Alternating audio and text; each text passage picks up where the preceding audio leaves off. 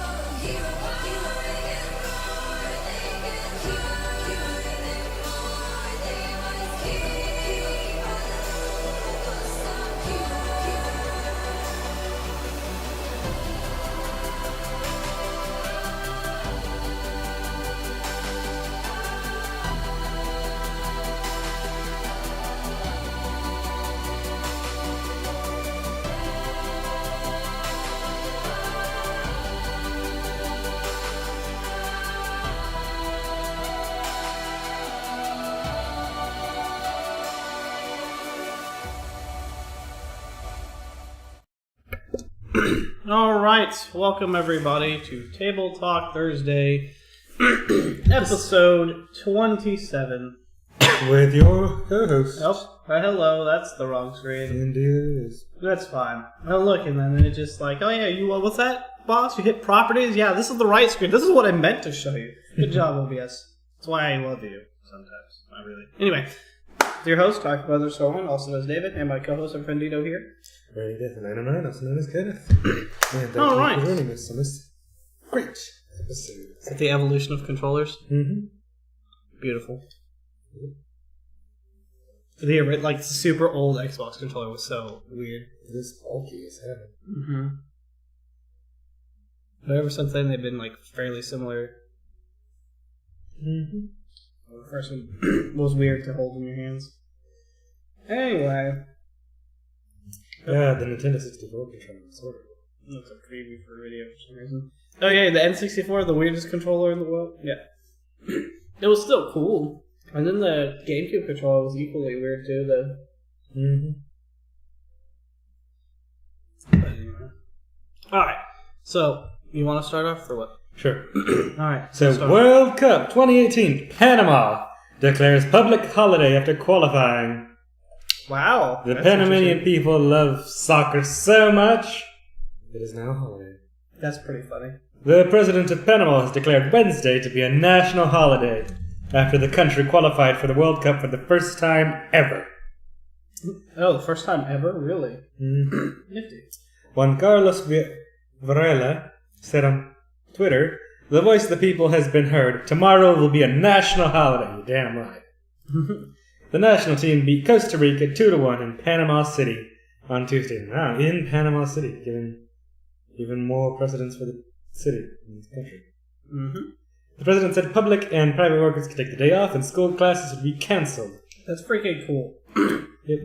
I was gonna say, I wonder if America would ever do that. No, because we've been in soccer and some other stuff. The Houston Dynamos were at the finals for the World Cup. Surprisingly, this year is the first time in quite a while the U.S. does not actually qualify for the World Cup. Holy thing. The Houston Dynamos' first year, I think they qualified for the World Cup. The Dynamos were always good from the beginning. Mm-hmm. In a series of excited tweets, he shared a picture of himself signing the decree, adding, "You deserve it." Panamanians celebrated long into the night. I love that they're just Panamanians. Yeah, so they are. Sounds like pandemonium. However, there is some dispute about whether the team's first goal crossed the line. Oh, that's a Mac. Yeah. That's an old Mac, too. That's 2006 Mac. And that's an old Cisco phone right there. Mm-hmm. Well, it's Panama. What do you expect? Is that me going live? Yes. Panama has tried to qualify for the World Cup since 1978. So for, what, nearly 40 They're years? worse than our football team. But it has never been successful until now. The country will take part in the 2018 competition, which starts in Russia next June. The United States was in the same qualifying group for the North and Central American region, but failed to get through, losing against bottom team Trinidad and Tobago. They lost to all of them? I guess to both of those teams, which is why they aren't going. Mexico and Costa Rica were successful, and Honduras plays off against Australia. We lost against the bottom team. It's like esports. We like League of Legends, like I said, I was talking to Dakota. Fucking America never goes to Worlds. Or they go to Worlds and just never win. They always lose immediately. It's all those damn South Koreans that ever go and win. South Koreans, Chinese, Taiwanese, and all those over there. Mm-hmm. Yep. I can't imagine how excited the Panamanian people must be. This excited? Yeah. So then, just more people Was that the celebrating. entire story? That was.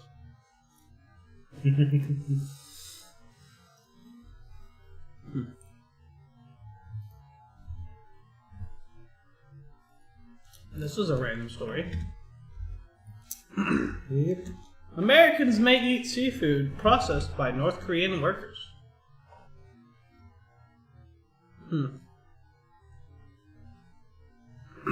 I guess it's Hunchun, China. AP says Associated Press story. Mm-hmm. The workers wake up each morning on metal bunk beds in fluorescent lit Chinese dormitories. North Koreans outsourced by their government. That sounds terrible. North Koreans outsourced by their government. Sold to slave labor. Anyway. To process seafood that ends up in American stores and homes. Well, they don't get an option. Exactly. That's what I said. Slave labor. Yeah, no, like North Korea also exports labor to Russia. Massive Russian. Yeah, it's the remember logging it's the, camps. like prison camps or whatever, basically, or whatever. Yeah, essentially. Where there's all kinds of like North Korean That's where the propaganda prisoners goes or to whatever. make people think they never left North Korea. Yeah. Because if you never Which, leave North why Korea, would- you can't escape. Like, why would you still think you're in North Korea? Huh. The ground is permanently frozen. North Korea. We traveled freaking 18 hours to get here. North Korea. Well, I Not that mean, the if people you're, know if you're anything. bagged, like, if they put bags over you, you don't know how long you're traveling. Well, no, they're not bagged. I wouldn't imagine. But I mean, And how would they not know they're in North Korea if they travel in something where they can see? I figured they get. I mean, bagged the or, North like, Koreans, drugged or they don't something. question their government. You do that, you die. I don't think that's true. Nah, I you think a do lot that, of you people die. question the government. Nah. How do you think we got Ultra Surf? We got that out of North Korea. No, we didn't. We got that from Chinese dissidents. Was it? Oh, it was the Chinese. Yeah, it was the Chinese firewall, not the North Koreans. Yeah. Okay. Whatever. Privacy is forbidden. They cannot leave their compounds without permission. They must take the few steps to the factories in pairs or groups. Oh no, you're going to get stolen from somebody. With North Korean minders ensuring no one strays. They have no access to telephones or emails, and they are paid a fraction of their salaries, while the rest, as much as 70%, is taken by North Korea's governments. That's called communism. Welcome to it. Communist socialism or whatever the fuck. Communism.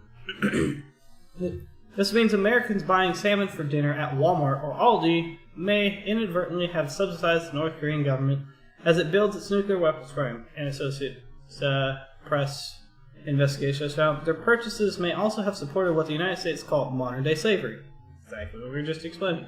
Even if the jobs are highly coveted by North Koreans. I really don't think so. Well, no, it makes sense because even though they're only making 30% out of the entire little stipend that they get, that's probably still more money than most North Koreans ever see. I suppose. I mean, Like, yes, considering this how- is the best job in the world. I want to be a fish processor. Says no one ever. unless you're North Korean. Or maybe it's just brainwashing and shit to make them think it's the best job in the world. Like we Happy Pew, they take the happiness Joy. pill. Yeah, they take joy, and then it just seems like everything's a-okay. Just This is a great job. I still need to play that game. I think I have it. you do. It's good. It's nearly actually going full release. I think it's a few weeks out from full release. Nice. Alright, at a time when North Korea faces sanctions on many exports, the government is sending tens of thousands of workers worldwide, bringing in revenue estimated at anywhere from 200 million to 500 million a year. That could account for a sizable portion of North Korea's nuclear weapon and missile programs. Which South Korea says have cost more than 1 billion. Well, 200 million to 500 million a year. I mean, that's about half the program to 20% of the program. That's a significant chunk. Yeah, but that's not enough, I don't think. Each I one mean, of these that's- missiles costs about 200 million to even produce or even remotely produce. I doubt it. It's North Korea, man. They'll produce that thing on a shoestring budget. That's why it flies with a shoestring. Hey. Anyway, while the presence of North Korean workers overseas has been documented, the AP investigation reveals that for the first time that some products may go to the United States. Well, yeah, the United States imports so much junk, it's hard not to. Especially if it comes out of China. Yeah. I mean, that's just kind of a given.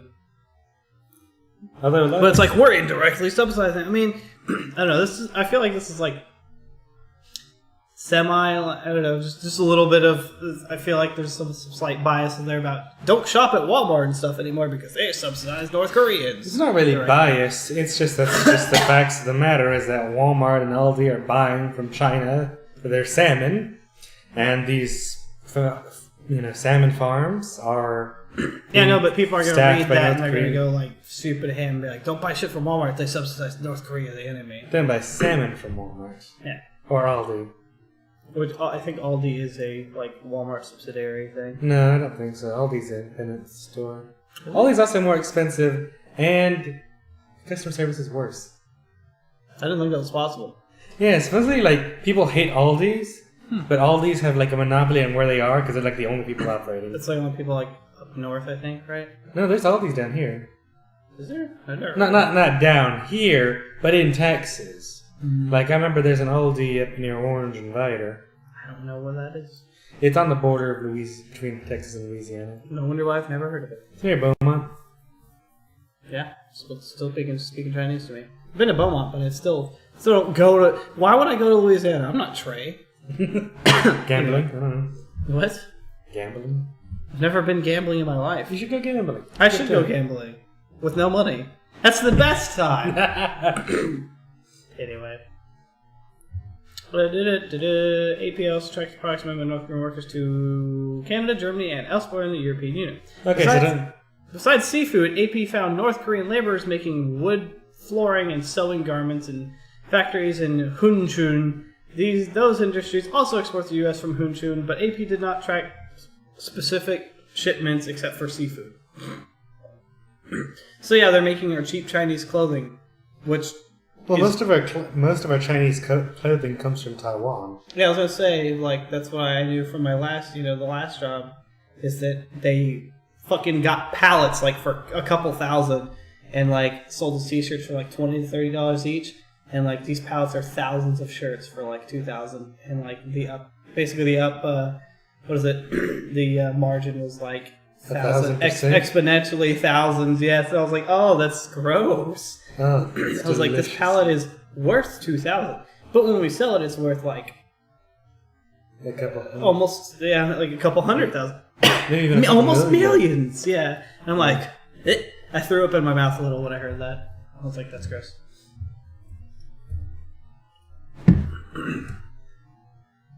So, 40,000. Yeah, that's about right. Still expensive though. Yeah. So I'd say like 40 to 50,000. Huh? 40 to 50,000 per pallet. Still, ludicrous amount of money. Anyways. So, that's it. So this is a very long story that goes into very... American companies are not allowed to import products made by North Korean workers anywhere in the world under a law signed by President Donald Trump in early August. Importers or company officials could face criminal charges for using North Korean workers or materially benefiting from their work. Oh, that's sad. Wow. So, roughly 3,000 North Koreans are believed to work in Hunchun, a far northeast Chinese industrial hub just a few miles from the border of North Korea and Russia. Signs in the mercantile city are in Chinese, Korean, and Russian. Korean restaurants advertise cold noodles, a northern favorite. And Who the fuck wants to eat cold noodles? I'm sure that's all the North Koreans know, because they don't have heat. How can you make them the noodles if they're cold? Cold noodles. It's just the fucking, like, the pasta that's not even been cooked yet. It's uncooked pasta. This ramen wafer tastes great. Please, you think they get ramen wafers in there? They get some sort of noodle. Okay, it's probably like 90% plastic, like some of the stuff that was produced here in America and like the super big bulk things. There's those videos on the internet where people burned them, they just melted. It reminds you of that DPRK dating sim. I need to play that. Don't you have it? Yeah, I do have it. And apparently the guy went to like a grocery store and like he looked really close and like half the grocery store was all plastic. He's like, wow, this food looks really fresh and good. And picks it up and it's like, oh, this is plastic. Stay, People's Republic of Korea or whatever. Yeah. Oh, that dating sim was so funny. Didn't really play too much of it. I just couldn't bear to play it. You're just like, gosh, it's terrible. You're like, I'm slipping into High Keck and David's territory. Oh no, I think I'm turning Japanese. I showed a girl I've been talking to recently, my wife who built today. I was like, you know what? Alright, I'm about to go full ham here. Because if I don't scare you away with this, we're good. So I'm like, waifu pillow. And she's like, okay. And then she backs away slowly and closes the door. No, she's like, I want to see. I was like, alright, I'll send you the picture. But first you gotta agree to wear the clothing. Before you even see it. She's like, I wouldn't look good in that. I'm like, oh no, you would. It's fine. But anyway. Okay. So basically, there's North Korean workers all over the world who are probably going to be accidentally importing stuff and accidentally giving money to North Korea. They're going to get the money anyway from somebody else, to be honest. So, I don't really change it there. And the contracts are typically for 2 or 3 years, and they're not allowed to go home early. Restrictions they work under makes them very valuable employees. North Korean laborers are more stable than Chinese workers, said La Shasha. Are they more mentally stable? No, just the fact that they can't leave. Chinese workers get up and go at any time, but North Korean workers cannot leave. So yeah, they're stable. You have a slave labor force that can't leave. You have a stable slave labor force that will it'll never give you up. Never gonna give. Chinese workers have job protection that gives them the right to take time off. What? China has labor laws protecting workers? What witchcraft is this? While North Korean workers complete their contracts with few complaints, rare sick days, and almost no turnover, they won't take leave for some personal reason. The North Korean salary is the same as the Chinese, roughly $300 to $385 a month, but others say North Koreans are routinely paid about $300, compared to $540 for the Chinese. And the government of Kim Jong-un keeps half to 70% of the pay. Whew. They get paid roughly 46 cents on the dollar. 46 cents per hour. 46 cents per hour. Jesus Christ. That's like 19... I don't know. 40s wage? I don't know. Let's look it up. Let's see how poor they are. And while they're doing that, I'm going to bust out the wine. I was going to ask when we were going to do that.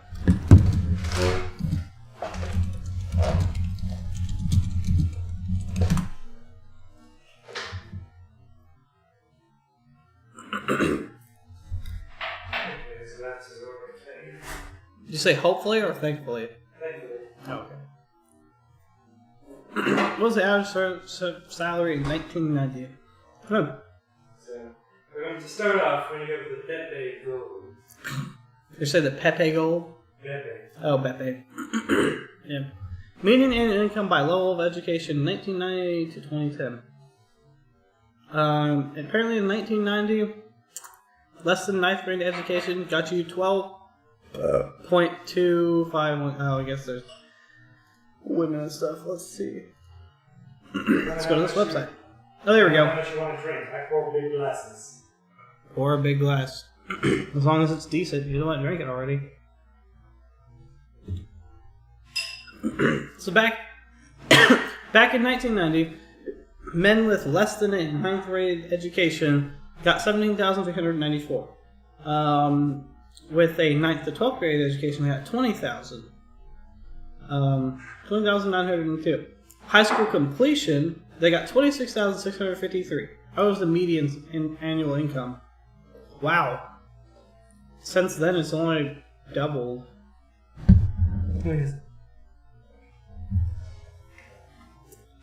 But I don't know if everything's exponentially doubled. Cheers to drinking. Clank it.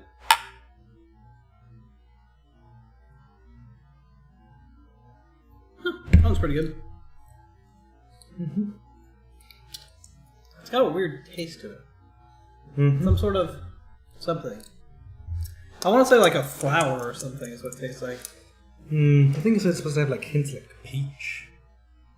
Oh, yeah, maybe that's peach. Oh, I hate peach so much. But it's not super strong, so it's okay. Yep. Women made much less. They didn't exponentially grow. Wow. Okay. Yeah. Without college education, or without the high school educations, their growth wasn't like exponentially doubled. Like So wait, how much does a man make with an associate's degree? Associate's degree. Down here at 2010. I love how they're all rounded. Apparently $50,000 a year.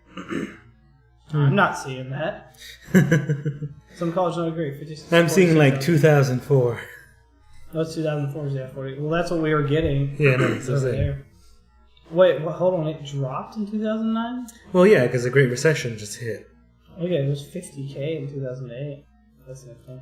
Yep. The only thing that separates the 2 degrees is literally like 4,000 every time. This one's only 1,000 back in 2003. There's no difference between not having a degree and having a degree. Same thing with most of the time. Except for right here. Well, no, having high school versus having an associate's is No, very this is college with no degree and an associate's degree. Yeah. But I mean, if you look at, like, compared to having a high school diploma, it's always about 10,000 plus. Yeah. Supposedly in 2010 it's only 6,000. No. Oh, Between okay, associates 10,000, and high yeah. school. You know, it's $10,000 difference. Yeah. Yeah, fucking, I'm not stopping till I make 70-something thousand. You're gonna need to get a master's apparently. No, let me just go professional. Let me just get a PhD. I'll just be a doctor. Well, in that case, it's gonna make a lot of money. 166.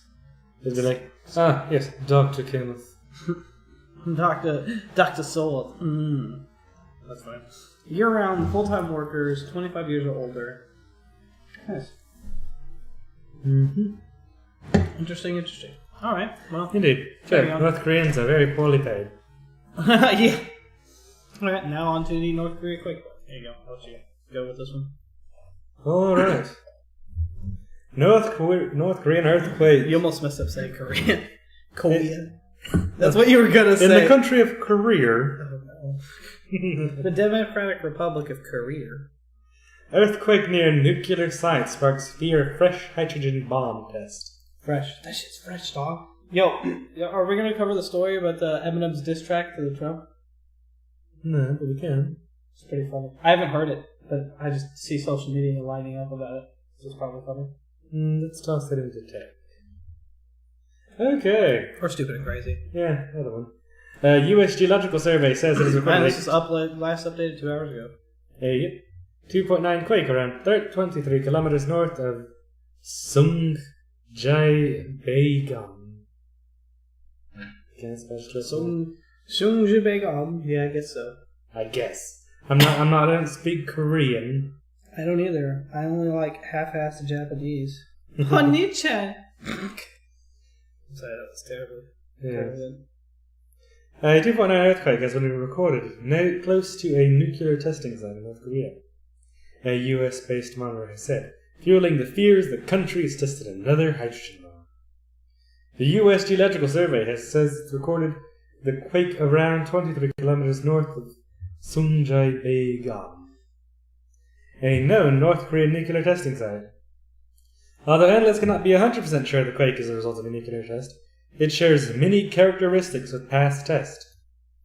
Pyongyang's last known nuclear test occurred on September 3rd, but caused an earthquake with much greater magnitude of 6.3. It was like half dead bomb, maybe? Or maybe it was just a regular earthquake. Maybe. The action drew widespread condemnation, including from the UN. The North Korean regime has stepped up its nuclear missile testing over the past year, as tensions between the United States become increasingly fraught. The tension in the air is palpable. Had to do that. On Thursday, the North Korean foreign minister accused US President Donald Trump of having lit the wick of war between the two countries, and warned that America would be made to pay with a hail of fire. Like a little North Koreans think they can do anything to us. We've done that. I mean, that's what they say. Hail of fire! Okay. It is feared that the regime is close to being able to make a nuclear warhead small enough to fit on the end of a missile. Its missile tests have already demonstrated it's capable of hitting Japan, and analysts say it will be able to reach the mainland US within 2 years.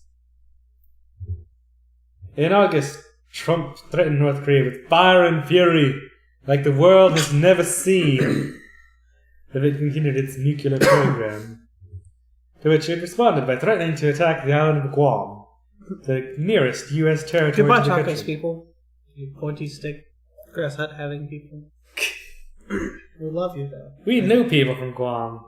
Yeah, so I said goodbye, Chacos people.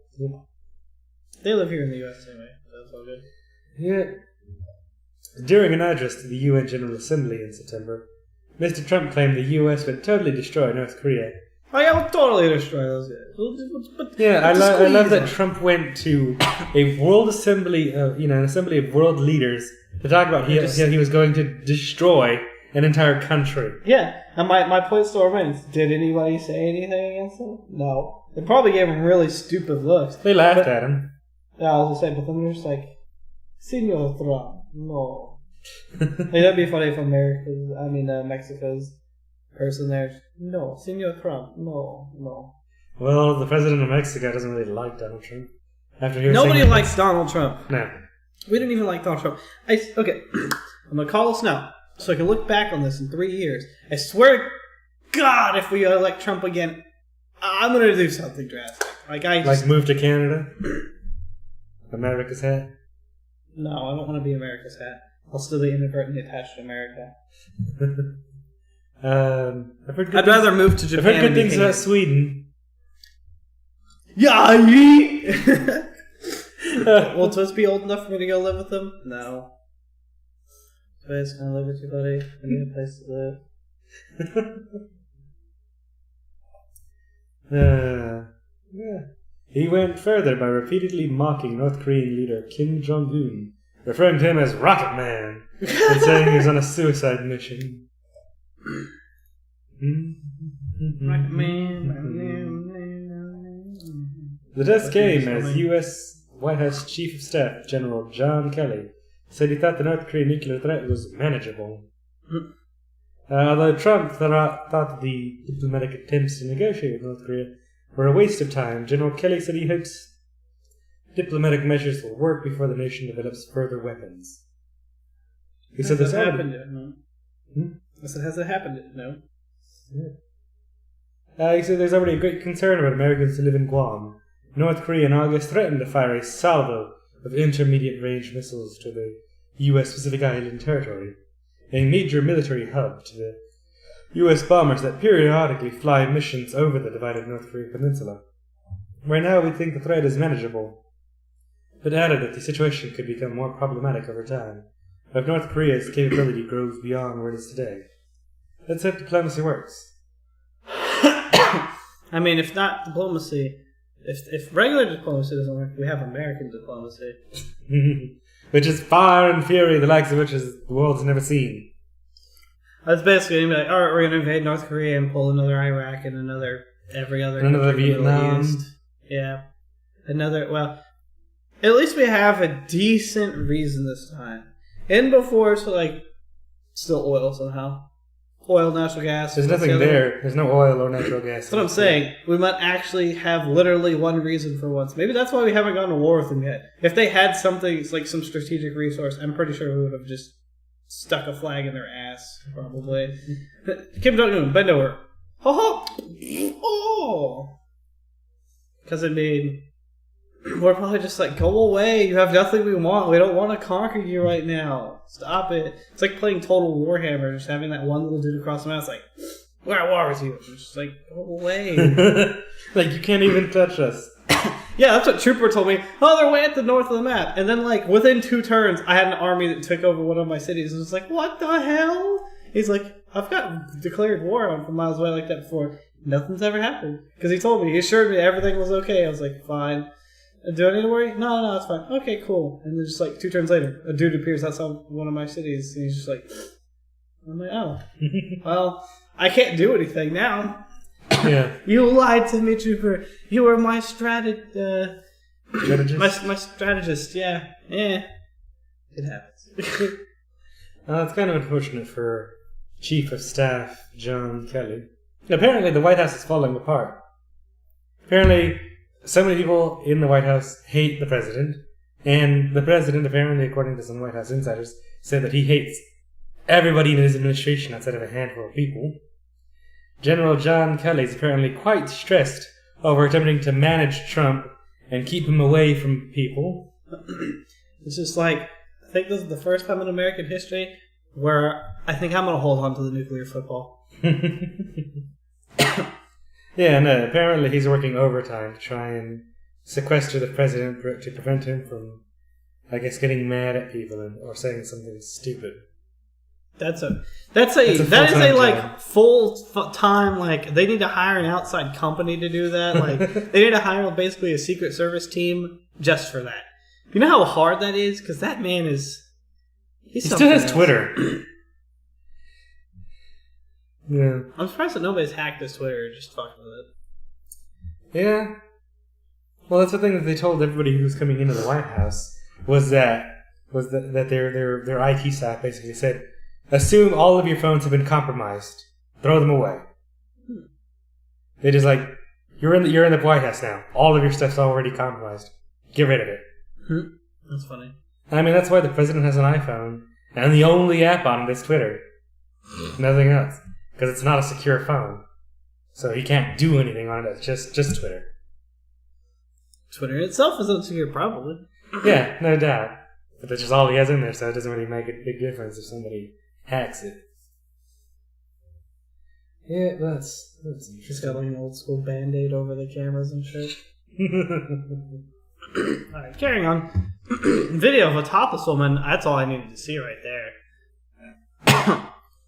The topless woman killed after smashing head on a lamppost after hanging out of a moving car. Are you sure this isn't Blonde, Stupid, and Crazy? How's this world newscast? Probably. You hurt me. It's okay though. We'll cover it anyway. So, there's a video of it. I just want to roll the video. Should I explain anything to the story other than that? I mean, it's a very graphic video. So, folks, if you have children watching the stream, make sure to remove no them children from the should room. watch this stream. It's set to teen. Good enough. I think teen count covers this. There you go. Some viewers may find it upsetting. She has some nice tits.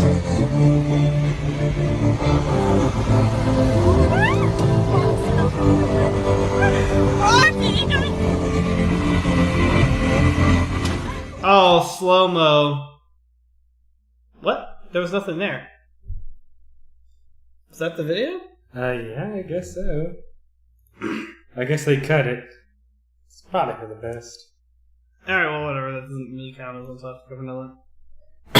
Ooh, there we go. I was going to ask about this one too. UNESCO! The UNESCO. Israel joins U.S. in quitting UN Heritage Agency over anti-Israel bias. Trump has been preparing for a withdrawal from the World Heritage Body for months, which Israeli PM praises as brave and moral decision. The United States has formally notified the UN's World Heritage Body, UNESCO, that it is withdrawing its membership of the organization, citing continuing anti-Israel bias. The announcement by the Trump administration was followed a few hours later by news that Israel was also planning to quit the financially struggling Cultural and Education Agency. In a statement, Benjamin Netanyahu, the Israeli Prime Minister, welcomed the U.S. move, saying, "This is a brave and moral decision because UNESCO has become a theater of absurd. Instead of preserving history, it distorts it." The body is best known for its World Heritage listings of outstanding cultural and natural sites, but has often drawn the ire of Israel and the Trump administration for a series of decisions, including listing of Hebron, a city in the southern part of the occupied Palestinian territories, as a Palestinian World Heritage Site. Yes, because in the past, obviously, it's very politically tenuous to recognize the existence of Palestine. Of course, the U.S. officially denies that Palestine exists because of Israel, and Israel doesn't want Palestine to exist because that would mean they'd have to talk to them instead of just taking territory. Is it because Palestinians... Well, I'm not 100% familiar with exactly why. I just know that there's tons of different groups of people that all of them like to deny the existence of others and call each other terrorists when most of them aren't. Stuff like that. Over there. I'm talking about in all those countries over there in the Middle East. Well... It's a lot of it's fighting over religious holy lands and stuff like that. Yeah, so... So I'm familiar with that. I'm not familiar specifically with the Palestinians. So, I think it's pre 1940s. Mm-hmm. Because this is just shortly after World War II. The entire territory that Israel occupies was Palestinian land. Yep. And then post World War II, I believe it's like the British and some other world governments got together and be like, well, the Jews need a home. Take that. And I thought just the old Israelites had a place already. no. So I believe So like this the UK, is like, why the fighting between them originally started. They just threw them in a place. yeah, and then progressively Israel kept taking more and more land, more and more prime real estate, and eventually they actually like the current Palestinian territories was actually broke up. It's divided by Israel. So you have North Palestine, and then you have the Gaza Strip. Yeah, I know there's the Gaza Strip that they fight over all the time. Yes. And Israel is pretty much everything in between. For the most part. Now, there's a lot of talk about 1964 borders, which would roughly restore, Palestine where it was circa 1964. You need to go through and look at all these old maps. Like, you can just watch all the countries just being made inside other countries over there. But anyways, fast forward. So, Palestine doesn't recognize Israel's existence because Israel is occupying territory. And also because Israel is just rather terrible to them. Israel doesn't recognize Palestine's existence because Hamas, which controls the Gaza Strip, is a terrorist organization that often attacks and kills Israeli citizens and soldiers. Northern Palestine has a better relationship, the Palestinian Authority, which is Northern Palestine, has a better relationship with Israel, and they're trying to repair the relationship with the Gaza Strip, but it's difficult because Hamas is, again, a terrorist organization that everybody recognizes.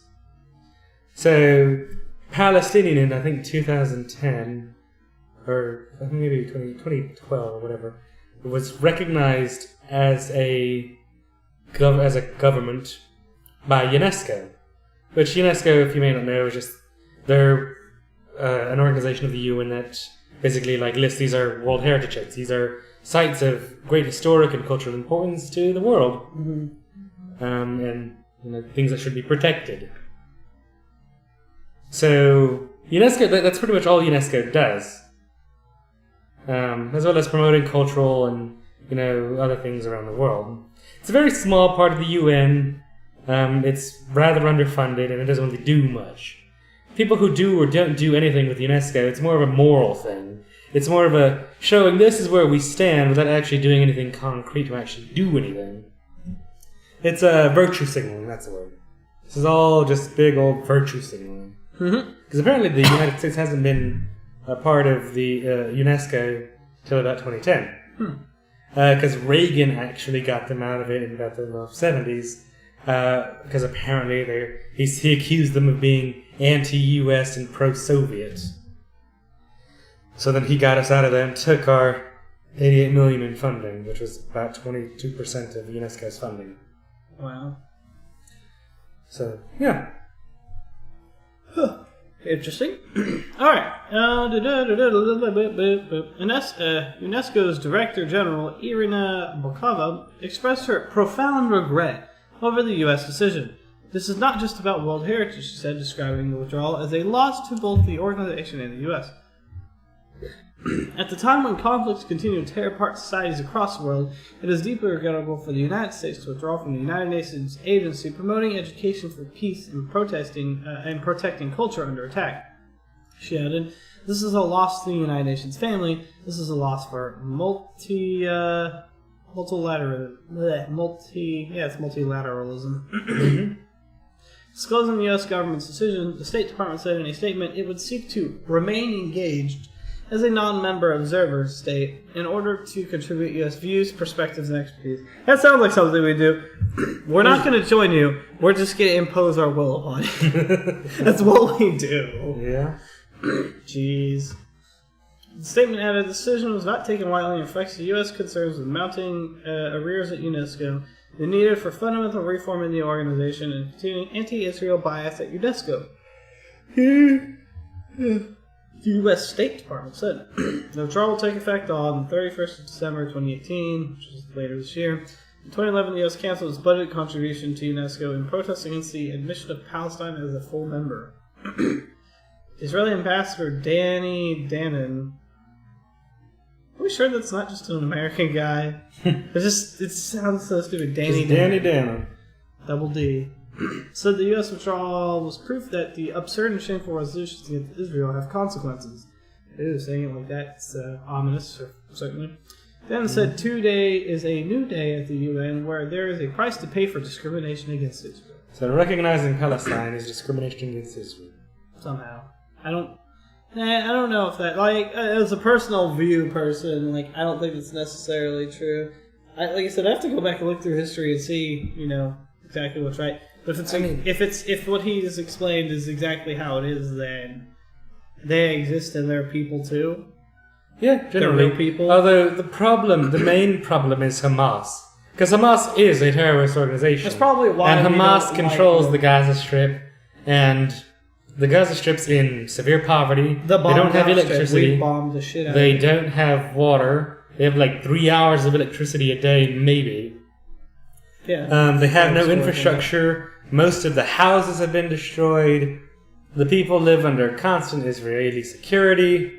It's a terrible place. It's absolutely dreadful. And Hamas won't give it up because, they're getting a lot of. They make money and power from that place. Mm-hmm. They still impose. Because isn't Hamas basically we talked to and boiled into a gang, an old mafioso type gang deal or something like that? We talked about Hamas, I think, on stream one of these days, weeks ago. Reminds me, they need to start exporting more of these out to the YouTubes. Yeah. But yeah, I don't know. This is rather long. Yeah, it's long. But we got through the main covering points. through it mainly. I'm just going to go ahead and kill it where it is. Basically, we pulled out of UNESCO. It's a big deal recently. Probably because of, the whole American view on terrorism, and half of the Palestinians are technically under terrorist And also the control. United States government being in the pocket of Israel. Yeah, that too. It's kind of weird, but yeah. Well, the conservatives protect Israel because, religion. Something Bible, something. Oh, Israelis must control. Isn't it because the Israelis have Jerusalem? Yeah. Which is... And basically in the Bible, for the rapture to occur and, such and such, the Israelites must have Jerusalem. Why would you want the rapture to occur? Oh, I guess because people want to go to God. But, couldn't you, in theory, just stop the world from ending by not giving them... through that, straight theory, just don't give it to them. Well, the never rapture is all the good people go to heaven. And, of course, all these politicians think they're the best people. Ha! Ha ha! Yeah. So It's going to be surprising whenever, all these people, if rapture things actually occur like that, the people that, go to heaven are not all of these people. So that's what it would be, probably. And that's a little thing we like to call irony. Anyway, carrying on. Oh, fucking ears. So, U.S. military sends troops to Russian border. Officials say they want peace, not war with Russia. Why are we sending people over there? That's my first question here. Goddamn, there's nothing that Wolfenstein can't anger. Huh? This is right here. Nazi killing video game Wolfenstein 2 angers Nazis. So people are mad at Wolfenstein 2 for. I guess Nazis are mad because it's killing Nazis. Americans are mad because it's promoted because it's Nazis. America. Yeah. Well, I'm sure black people are mad because I'm sure black people are third-rate citizens in American Nazi Germany. Also, probably because I don't think very many black people exist in fucking Wolfenstein. In Wolfenstein. They do, but I think I've seen a mainly couple slave of- labor.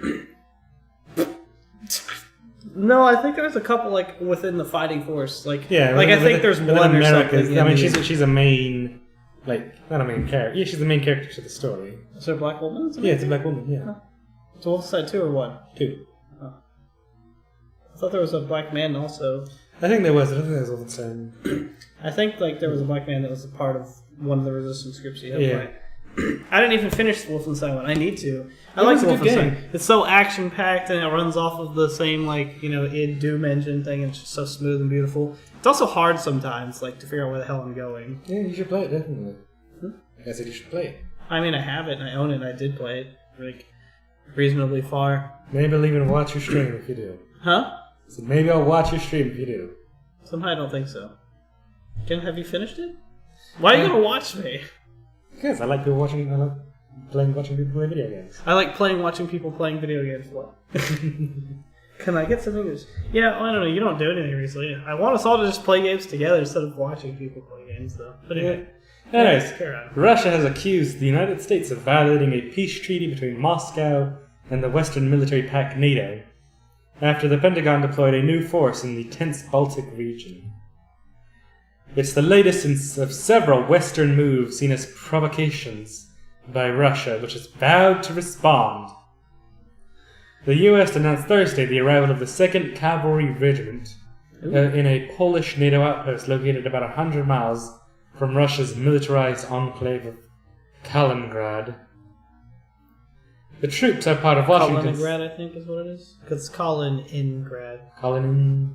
Kaliningrad. Lenin, I don't know. Such a Leninist.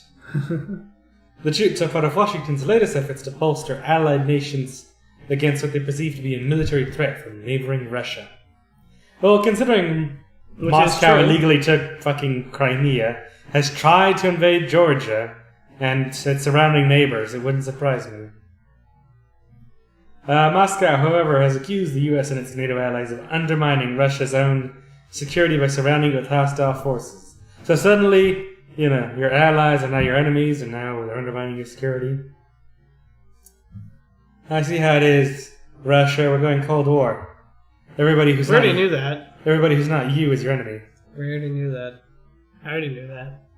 We talked about this too. Vladimir Shumanov. I love that name. Head of Defense Contracts, Defense Committee for Russia's lower house of parliament, said in the country would consider adding more nuclear-capable Iskander. Iskander. I only like the Iskander thing because because of Fate. Fucking Alexander the Great, otherwise known as an Iskandar. Good character, Fate Zero. Fucking cool man. Ballistic missiles. Ballistic. Yes. What the fuck? It's got testicles attached to it. It's fucking, what is it? It's got those damn... Dr. Evil's rocket or whatever. No, it's got those damn truck nuts. Oh, yeah. We are Russians, we got big balls. Attach them we on. attach them to our missiles. We attach them to our missiles. Puny Americans attach them to truck. We attach them to missiles. Beautiful. On its side of the border to deter a U.S. military buildup in the region. This creates prerequisites that may eventually enable them to create a certain stronghold. We will surely not turn a blind eye on this. We will take retaliatory measures. Shumanov. According to state-run TASS Russian news agency. Not just personnel, but combat equipment. For instance, the group of Iskanders, including that in Kaliningrad, may be increased. Oh, this is a long story. Anyways, the Russian Defense Ministry also weighed in Thursday condemning... Hold on. I love... Is this a Russian task force Wolfpack? Oh, this is the U.S. It's in... Ouch. I don't know what that language is. But it's just it's just funny because it's a paper sign that says convoy begins. I've never seen the military do that. Also notice there's a bunch of DHL trucks in the background. Did they get their weapons shipped in by DHL or what? I have to laugh at this because it's just ridiculous looking to me. I mean, these are IFVs and stuff and amphibious and junk. But it's just a fucking paper sign. Convoy begins. I love that. That's so American. Anyway. No. American. They'd have a tiny truck or car in its front with the flashers on, with one of the little flags. Fucking contractor flag. They call the truck all the vehicles around here. Yeah. Jeez. Anyways, the Russian Defense Ministry weighed in on Thursday condemning the U.S. deployment, calling it a response to unprecedented media hysteria. Probably true. Towards Moscow's massive Zapad 2017 military exercises held last month, mostly in Belarus.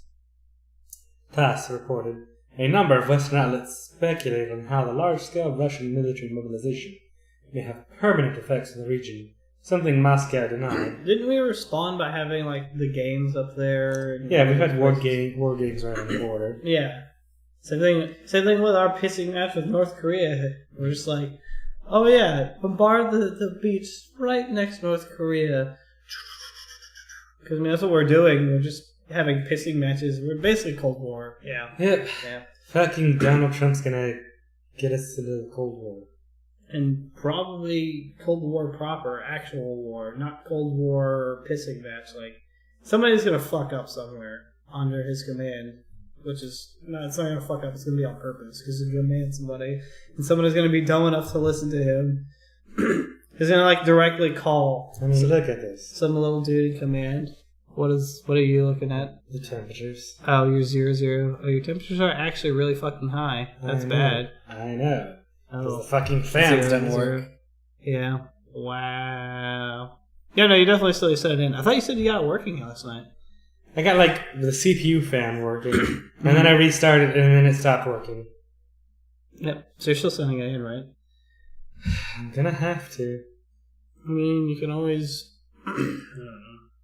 I don't have an option. These fucking fans don't work, and it's gonna kill my laptop. Yeah, either way, you're going to have to send your laptop back. Whether it dies from overheating or just continues not working right. Mm-hmm. That sucks, though. Yeah. Anyways, since Russia annexed the Crimean Peninsula amid political unrest in neighboring Ukraine, in 2014, however, NATO has significantly expanded its military presence near Russia, especially among the 3 Baltic states, Estonia, Latvia, and Lithuania, and Poland. These 4 nations were designated by the US last year to host the NATO battle groups, but the multinational coalition has expanded its forces beyond these countries, drawing further Russian fury. That's a Jackal IFV. Okay. Anyways. It's an interesting like infantry fighting vehicle. Like there's a person back here, there's a person up here, down here, there's this dude with this gun, and like this vehicle is fucking weird. Anyway, you can see them played in fucking Arma. They're so weird. Yeah, but anyways, that's enough for the story. But basically, we're building up forces along the Russian border, as is Russia, and it's becoming one giant pissing match. Yep, just like we were doing with North Korea currently.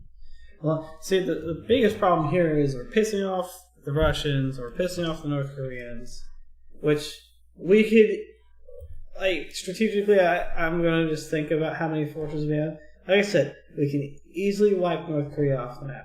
Finding Russia would be a bigger problem, though. The problem with North Korea is they have a ton of people. Ton of military people in presence of the military. Same thing would happen if we went to war with Russia. Because, like, maybe at this point, even though Russia doesn't support North Korea, you know, if we continue to piss them off, if we start a war with North Korea first, because that's probably who we'd start a war with first, since they're an easy target. If they join the war, you know, on North Korea's side, then we have a big problem. I think about this strategically. As long as China doesn't enter their side and stays out of it, we have, like, a pretty, you know, good chance. But if China enters on their side and it's proper World War III, then things get really hairy. Mm-hmm.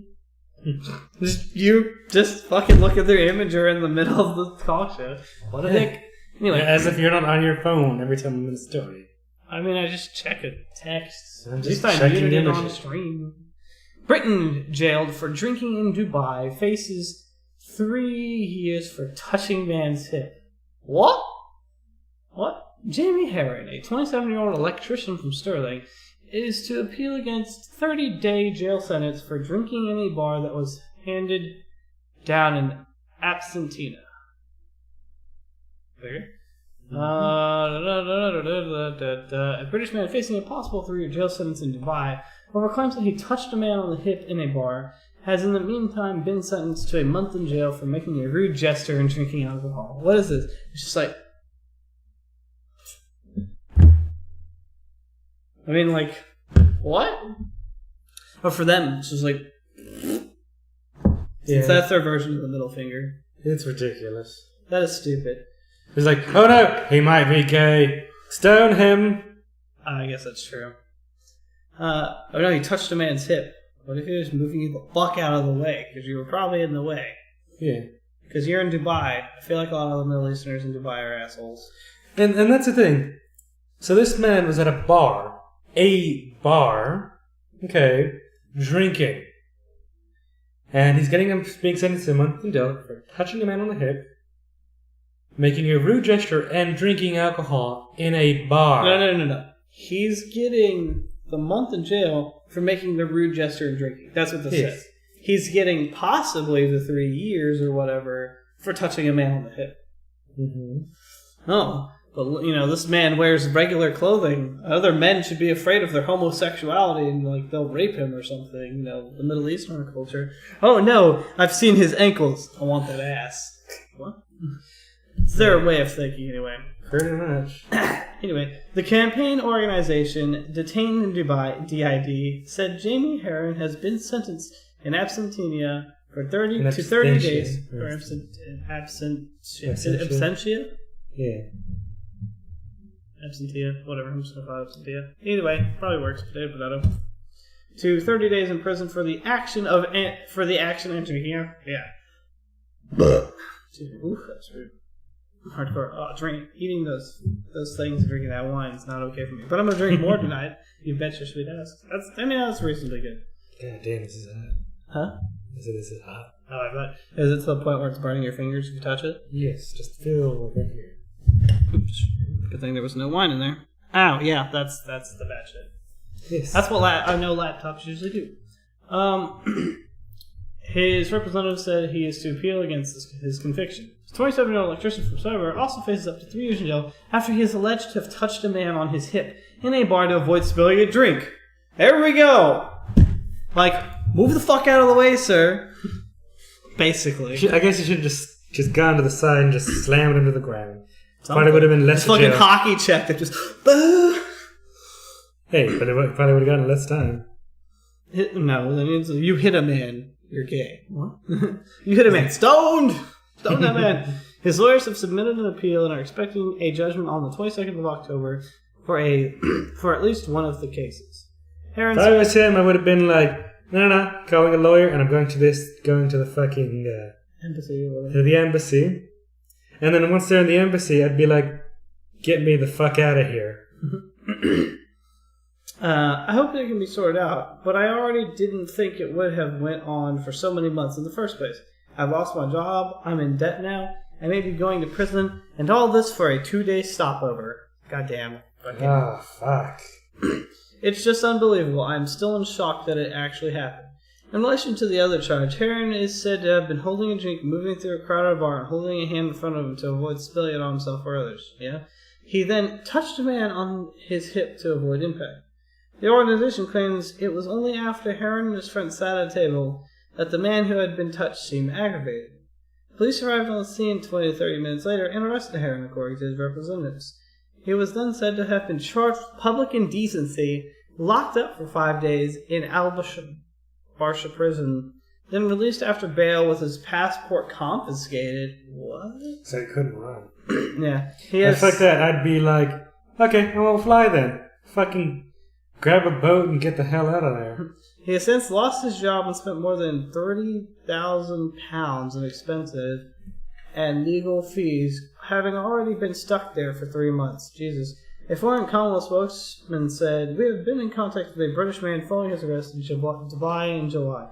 We are providing consular assistance." Embassy to reissue a fucking passport. Yeah, or just like, shit, since you're already spending £30,000, you might as well just drop like 1,000 and smuggle get smuggled out. Yeah, that's what I'm saying. Just leave. Just, bruh, can I get in your suitcase and you just like toss me into luggage? No. Animal crate. Just so that way it's temperature controlled there. I think a lot of the luggage places are still, maybe. They're not like temperature controlled for cold because up at like so many thousand feet, but they don't get hot. until they're on the ground. Yeah, but air. Huh? Air supply. I think I think in a lot of the cabins or whatever they still have air. I guess it depends on where they're putting the lotuses. Yeah. But God, this is fucking ridiculous. No, that is definitely ridiculous.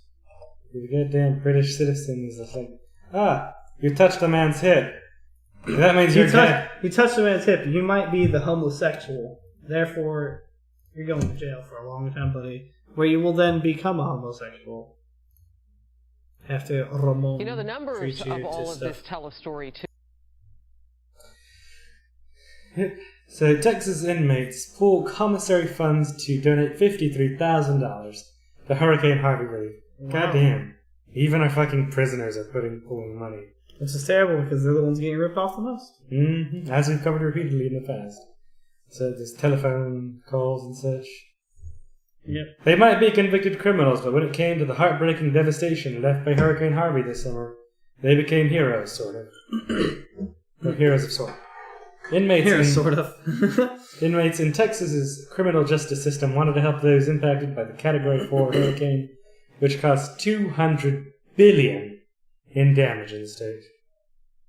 They're requesting to donate money, the Texas Department of Criminal Justice spokesman Jason Clark said. It's just something they chose to do.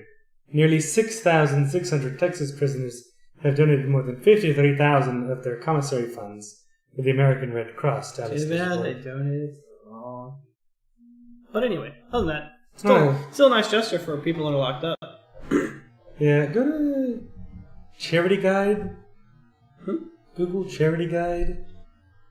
I'm trying to remember. Oh, Charity Navigator. Charity Navigator right here. Yeah.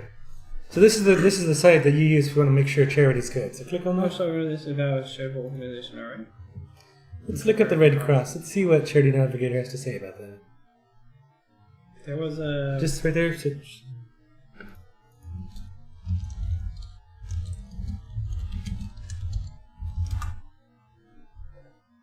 Let's see. American Red Cross rated 3 stars out of 4. Any click links?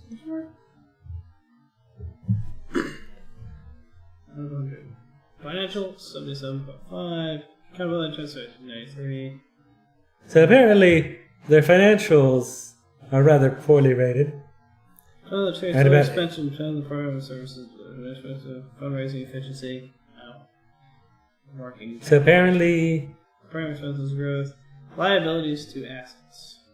so apparently I've been looking at that. Administrative expenses 4%, fundraising expenses 6%. 90% of the program expenses is Spent on to the charity, to the services it delivers. Hold on.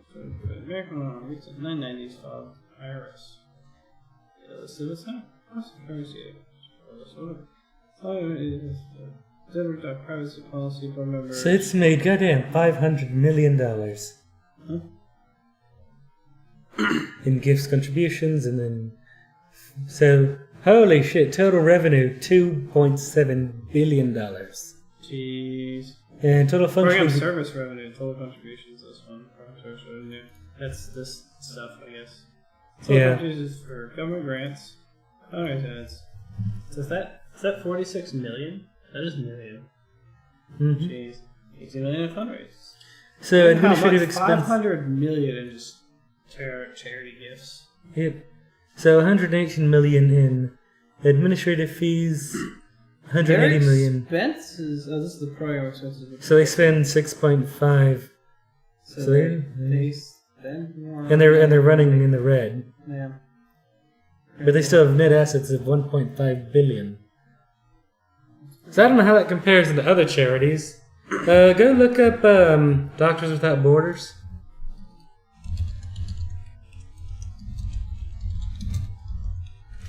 Let's see what they rate as.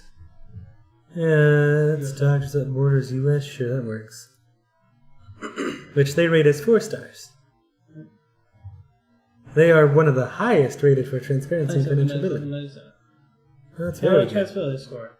They're in the 4, which is about as max as you can get. Yep.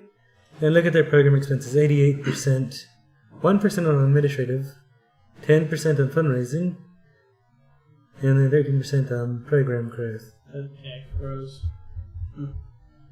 And 5% on liabilities to assets. So, I mean, look at... They make a lot less money. Yeah, they make... They spend less, though. Yeah, well, that's specifically Doctors Without Borders US. Yeah. Because Doctors Without Borders is actually French. So this is just America's Doctors Without Borders. But I mean, looking at that, their program expenses are 88%. So Relief, Pathfinder National, Samaritan's Purse, United Methodist Committee of Relief. So I mean, looking at it compared to the... So 4 stars, I think, is like the highest rate. Yeah, 4 stars is the highest. So I mean, compared to the Red Cross, where they spend 90% of their program on... So the Salvation Army does. And it's components. the Salvation Army. Probably... AKA Match, AKA Salvation Army. I don't know. None of these are rated well. I guess the Salvation Army? We don't evaluate the Salvation Army. Not many religious organizations are exempt from the Internal Revenue Code. And of course, because the Salvation Army is a religious organization. Goodwill? So, yeah, Goodwill. Goodwill's a business, not a charity. That's it? Yeah. So it makes sense they couldn't... Southern Nevada. I don't know what that means. Go Easter Seals miss it? Where is it? So it'd make good sense that they couldn't rate them because they're businesses. So why would it say that? It doesn't, but I mean, Goodwill is a business, it's not a charity. Maybe people donate stuff to it, yeah, but they make money, and some of the things they do probably are charitable. They are charitable. Yeah. Category human services, whatever. Apparently, it's high concern. Reported on the bankruptcy Goodwill Southern Nevada article, Goodwill Industries in Southern Nevada false bankruptcy, high concern. Illegal activity, improper conduct, or organizational mismanagement. Oh, yeah. So that's why it's high concern, because it's a shady organization. Yeah. So, I mean, compared to what at least Doctors Without Borders US spends, Red Cross is probably, I mean, I guess it's right in line. I don't know how many employees Yeah, but Red that's Cross. the American Red Cross. Well, it just said Red Cross, so it could mean the full international, it could mean the full organization. Or actually, no, you did put American I did Red American Cross. Red Cross. Well, I mean, American Red Cross is the most noted place to donate such. Everything. Well, they have huge ad campaigns. Yes, the American Red Cross. Well, yeah, because I mean, you saw they spent 10% of their money on. Overseas Association, American Red Cross retirees, Jamie Fritchville, Northwest Blood Lake Chapter, American Red Cross, American National Red Cross. Yes, the American Red Cross. Yeah. They have. So then they spend 6% of their budget on fundraising. Their financial score is apparently terrible somehow. It's not terrible. It's 3. It's only 1 less. No, it's 2. Oh, Their it's 2. financial score is 2. But their transparency is 4. Yeah.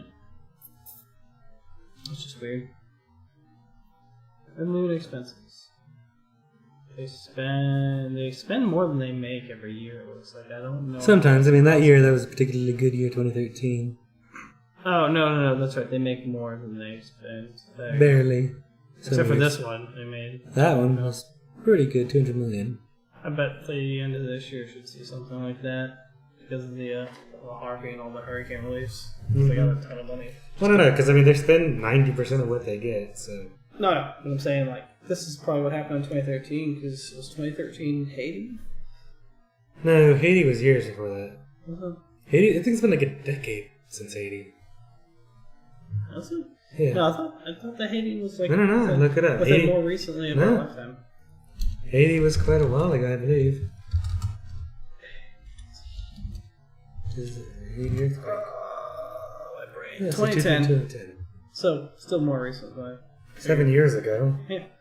Not a decade, though. But still. Anyways. Do you know where it's heading to? Cool. Anyways, back to the story. Yep. So, all in all, Red Cross is probably not a bad place to donate to. No, I suppose not. The inmates mostly donated money from their small allowances, $95 every 2 weeks, that are used for purchasing paper, pencils, and personal hygiene items. Each inmate contributed $8 on average, while others were able to give hundreds of dollars. In addition to monetary donations, inmates and officers have been working hard to repair 5 facilities that were damaged by Hurricane Harvey. Nearly 7,000 inmates were evacuated from prisons and treatment centers across the state after the hurricane flooded huge swaths of the state. The storm also left hundreds of prison employees without homes. There were literally people who walked through the storm and didn't have a home to go back to. It worked. It worked. So the Texas Department of Criminal Justice Executive Director Brian Collier told the Dallas News. So the inmates and employees worked together to rebuild damaged facilities. They had us take down sheetrock, and this whole floor was just like dark brown.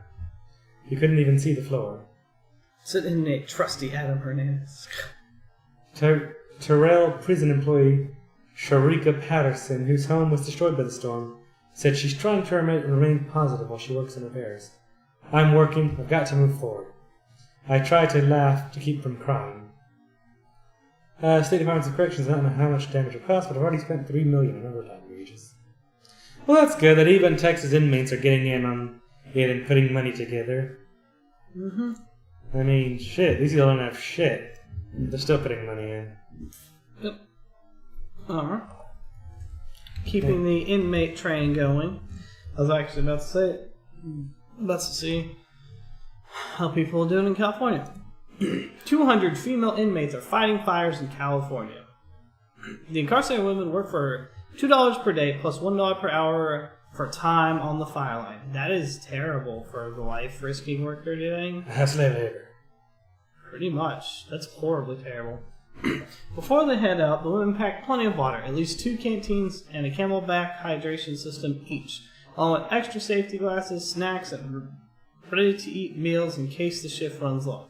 They also bring ponies, short links of hose to attach to a hydrant or other apparatus. The backpack weighs nearly 40 pounds in the end. Sandra Wells is a firefighter, but unlike most California firefighters, she's only paid $2 a day and doesn't get to go home at the end of her shift because she's also a prison inmate. We're the ones that do the line. We're the ones that carry the hose out. We're the line of defense, Welsh said in a report. In a recent interview with NBC News, Wells is an inmate at Malibu Conservation Camp 13. It's one of about 200 incarcerated women incarcerated around the state who fights fires in California. Malibu Conservation Camp number 13. That sounds suspicious. Yeah, like super suspicious. It sounds like some shit you'd see in fucking North Korea. Oh, it's just a conservation camp. Number 69. We conserve the environment. Her group is on standby as firefighters battle the Canyon 2 fire in the Anaheim Hills. But other women are part of the fight against the fires currently devastating the state, which has claimed 21 lives and destroyed 3,500 structures over the past few days. We have female crews from other camps working on the Canyon fire in Anaheim, also up in Napa, said Bill Cecile. Yes, so all that great Californian wine is being wrecked. Wineries are being destroyed, rivers of wine are flowing, boiling. Is that true? Yes. Oh, nice. Can I go, drink some of that somewhere? No, because there's fire all around it. But can I drink it still? Do we need to pilot a helicopter over there with, a pump and a really long hose and just steal wine? It's oh, look, it's a firefighter helicopter. It's here to pump water out and spread it out of the fire. Nope, just wine. Just here to steal wine. And then maybe dump some on the fire, see what happens. Cool. No. The crews from the Malibu camp are on standby and also have to provide backup fire protection for LA County. The status of the crews could change quickly depending on conditions, he said. About 3,800 inmates, both women and men, fight fires in California, making up about 13% of California's firefighting force. That's a large portion of it. Mm-hmm. The fire program saves taxpayers $124 million per year. Yeah. I mean, I guess by the end of this, if they ever make it out, they can become proper firefighters. Yeah, that would actually be interesting. According to the California Department of Corrections and Rehabilitation. In the fire program, the women do the same work as the men. Yeah. We basically fight fires and it gives us a chance to better ourselves mentally and physically, Latoya Nahar, an inmate at the Malibu camp, told NBC News last month. Working crews of 14, the women use hand tools, chainsaws, to cut containment lines that stop fires from spreading. So, like, what I want to point out is 3,800. The story says there's only 200 female firefighters about in total. I think is what it's saying, because it says she's one of. It says I think maybe over 200. Yeah, it one says of one about out of 200 women. If I fires around, okay. So out of these 3,800, there's 200 women. This is just something to talk about. The whole like women versus men thing. These are probably 200 really That's what strong, about beefy 7% of the fighting force as women. something like that, of the incarcerated force in total. Yeah. But I'm just saying, like, there's so many more men. Because this is like one of those jobs that like women like to say, well, why does a woman do that job? Well, because I mean, in all of New York mostly. State, there's only three women who are firefighters, 2 of which passed the test successfully, 1 of which got an easy test. Didn't she get passed basically? Like she couldn't pass the physical part, but she didn't pass the physical, but she passed the written test. But they gave it to her because they needed to maintain. Gotta get that diversity, man. Yep. So firefighting is an extremely difficult job that a lot of women can't do, Weird. simply because they can't meet the physical aspects required to do it. Yep. Every day is a difficult day, Nahar said. This will show you that you can do anything you put your mind to. Malibu Conservation Camp Number 13 in South California is one of 43 conservation fire camps for adults, run by the corrections departments. Why does it say for adults? Like, it's so weird. I guess you wouldn't run a conservation fire camp for children. I know, but that's why I'm saying, why does it specifically say for adults? I don't know. That's so weird. That's so sketchy. No, they're gonna have teenagers on the fire line, man. Well, I mean, it's California. They're not gonna do any of that, even if it is, like, they're, incarcerated. It's California. Everything causes cancer in California. Everything is illegal in California. So except lane splitting, which is not illegal. Mm-hmm. Which I told you about. But there's actually a reason why for that. So most bikes are air cooled. So if they're not moving, they'll actually overheat. And it's also a safety issue. What is? Being able to lane split.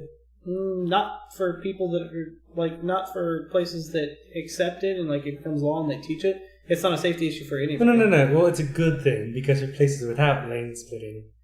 Because there's I was seeing a little picture commenting story. We're talking about a guy who he was just waiting in line at a stoplight between a car in front of him and the car behind him, and the car behind him wasn't paying attention. Just drove forward and ran down his bike. He was able to get off of it in time, but it just totaled his bike. Yeah. And he's like saying it's safer to lane split because you can sit in between the cars at the light. So when shit like that happens, you're fine. There's also another case of, a motorcycle, and then somebody just driving up, not paying attention, and instantly killed both people on the motorcycle. The passenger from whiplash, the other one from crushing them in between the vehicle in front of them. Jeez. Yeah, that stuff happens.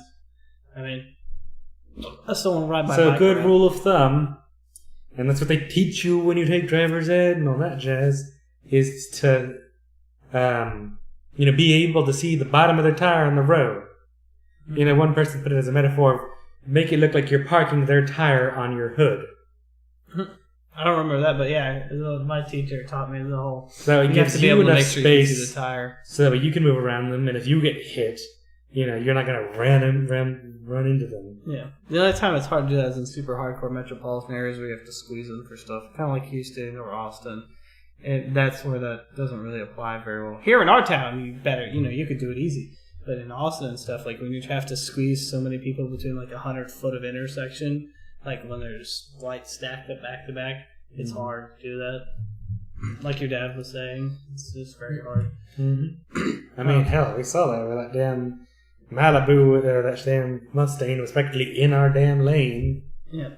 No, that stuff happens too. I'm always worried about people when I drive. Usually it's other people causing problems.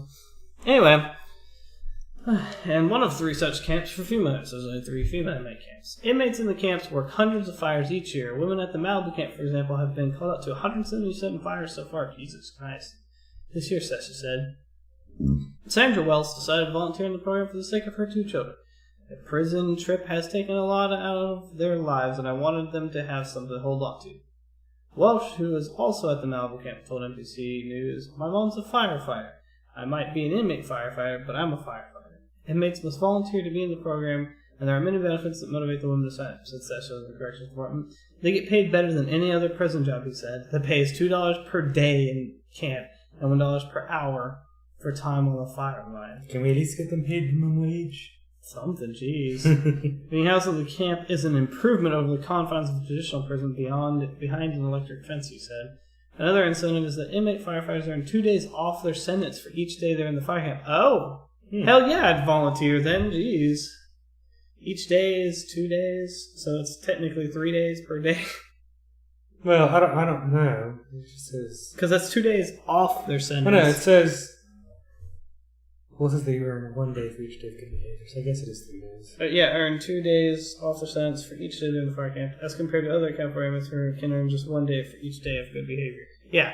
Oh, so maybe it's 1 extra day you earn double. That's what well, it wouldn't make sense then if it was 1 extra day, because it says they earn 1... Well, I guess it does. It says 2 days versus the 1 day. 1 day for good behavior, So maybe which would it's just an be extra a day off your sentence. So Yeah. I think it's just an extra day off your sentence. But still, you'd still cut your fucking prison time in half. Or like your third. your time to parole in half. Well, it's in half. It's directly half. Because each day you spend there is a normal day. You double up the days, it's 2. It's half. Half of your time. Yeah. It's easy, Kenneth. Math is your friend. I hate math. It's still easy. And then, you can get that much closer to parole. Still, at least one California politician has called the programs that low-pay slave labor. True. Mm-hmm. I mean, that and they're risking their lives. They should at least get something better out of it. Jeez. Sure, they get the extra day off. Dental, maybe? Dental.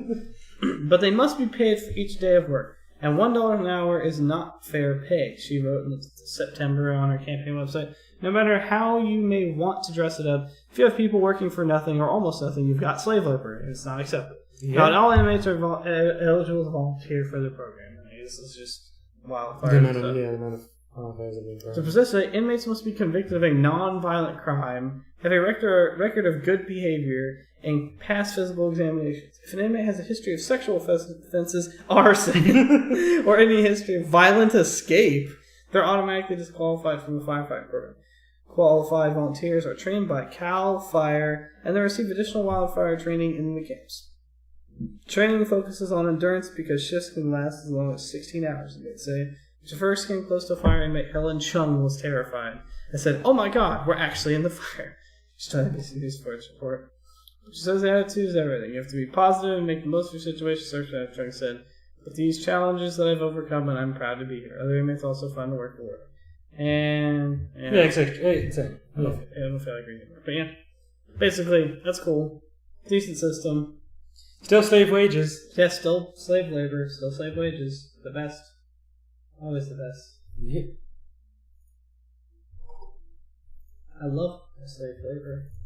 I love how we have high kick watching in Twitch. I mean, in Mixer.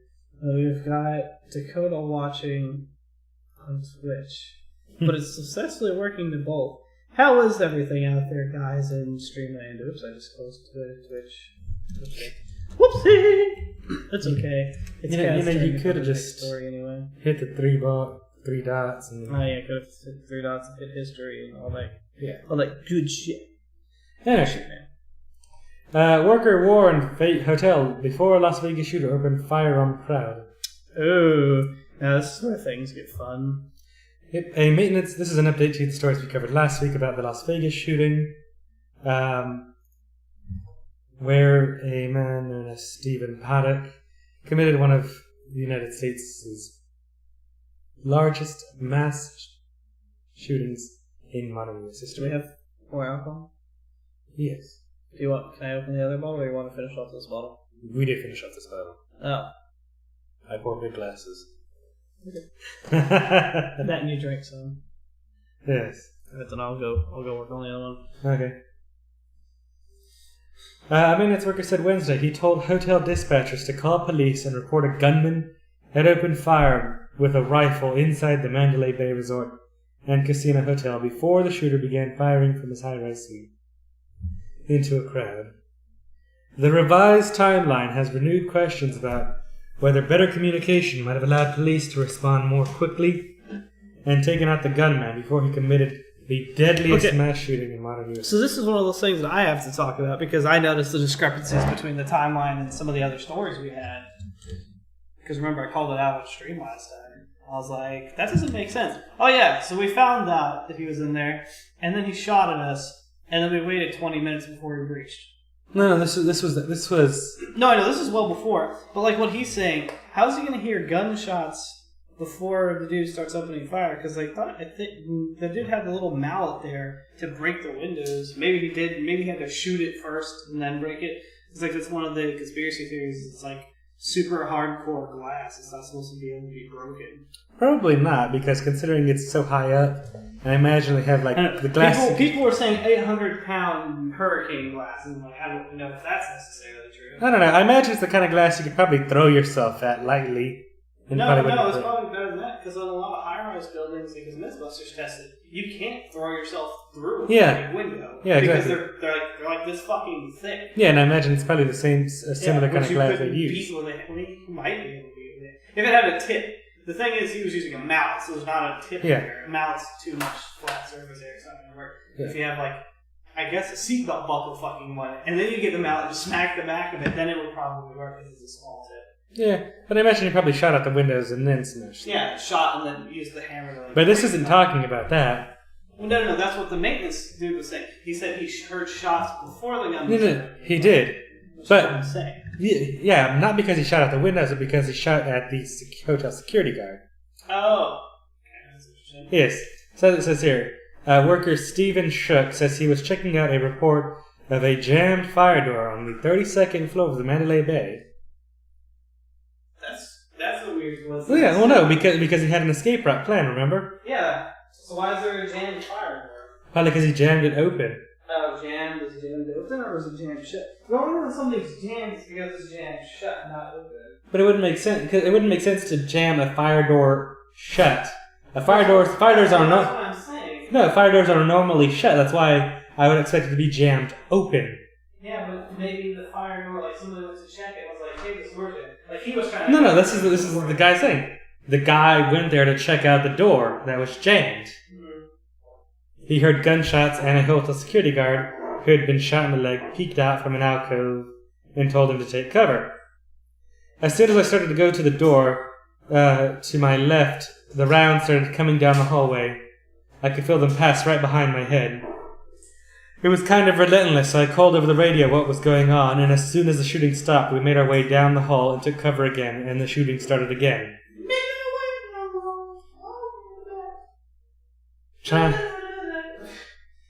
Police said Monday they believe the gunman Stephen Paddock shot a hotel security guard through the door of his suite 6 minutes before he unleashed a barrage of bullets into a crowd of concertgoers, killing 58. The injured guard used his radio and possibly a hallway phone to call hotel dispatchers for more help. If this is as it says, the hotel dropped the ball in an extreme way. Absolutely extreme. Yeah. It's like a champagne bottle kind of cork. Yeah, that's like my other one too. I think popped hard. I was just like. That's beautiful. Alright. But the thing, they called us in 6 minutes before the shooting happened. And, you know, don't pour too much. Okay. Not too much for you or me? No, for me. Feel free. Probably. I don't remember what it was about.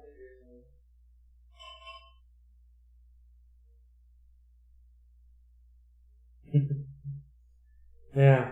Damn. That means that hotel should have called the freaking police the instant that happened. Those police should have known it was the Mandalay Bay, and they should have gotten their ass in there freaking instantaneously. Oh, that's good. It's about the same. Hmm. Like, it tastes almost the same, just in that weird, like, extra taste to it. Yeah, no, that's if the timeline is as it says, that's unacceptable. Well, I still said the same thing, though. Even the original timeline had discrepancies of multiple minutes, even though they were already on the scene. Because remember, like I said, I called it out in the middle of the stream. I was like, why did they wait so long? They weren't there. They had responded already. No, you're talking about after the fact. This is before. What do you mean? No, this is before. So he shot the hotel guard 6 minutes before he started shooting the concert goers. And the security guard and the maintenance man reported on the radio and on a hotel hallway phone to downstairs. Yeah, that's one of those things that I was saying. So the dude was reported to have been shot like minutes before. Yes. But then I'm still saying the police still showed up afterwards. Yeah. And they still waited a while before they did anything. No, I know, but I mean, the gunman was shooting out from the Mandalay Bay for 10 to 11 minutes. Yeah. So. But the other thing is, they waited until they said, before they breached, they said he had stopped shooting. Yeah. And he was already dead by the time they got in there. Yes. What I'm just saying is that the Las Vegas police, they knew it was they should have known it was the Mandalay Bay because the front desk should have called the freaking police. Yeah. And the police should have been there at the Mandalay Bay instantaneously. But I'm still saying I don't know how much would have changed because they got there within the time frame. Like they got there while he was still shooting. Yeah, but they should have been there faster. They still should have done something at that at that point in time when they got there. Yeah. But they didn't. There was, like I said, there's a lot of discrepancies with the way they handled it. They didn't do it. Then again, they probably were scared for their lives and didn't want to run in, with a dude chugging away at bullets. Yeah. But, think about it. I'm sorry, policeman, but let's be smart. Let's think about it like a video game. Oh no, that guy ran out of ammo. He has to reload. Well, I don't know, this guy had 23 freaking weapons. Yeah, but he still has to pick up another guy. It still takes time. But either way, yeah. Yeah. Quite good.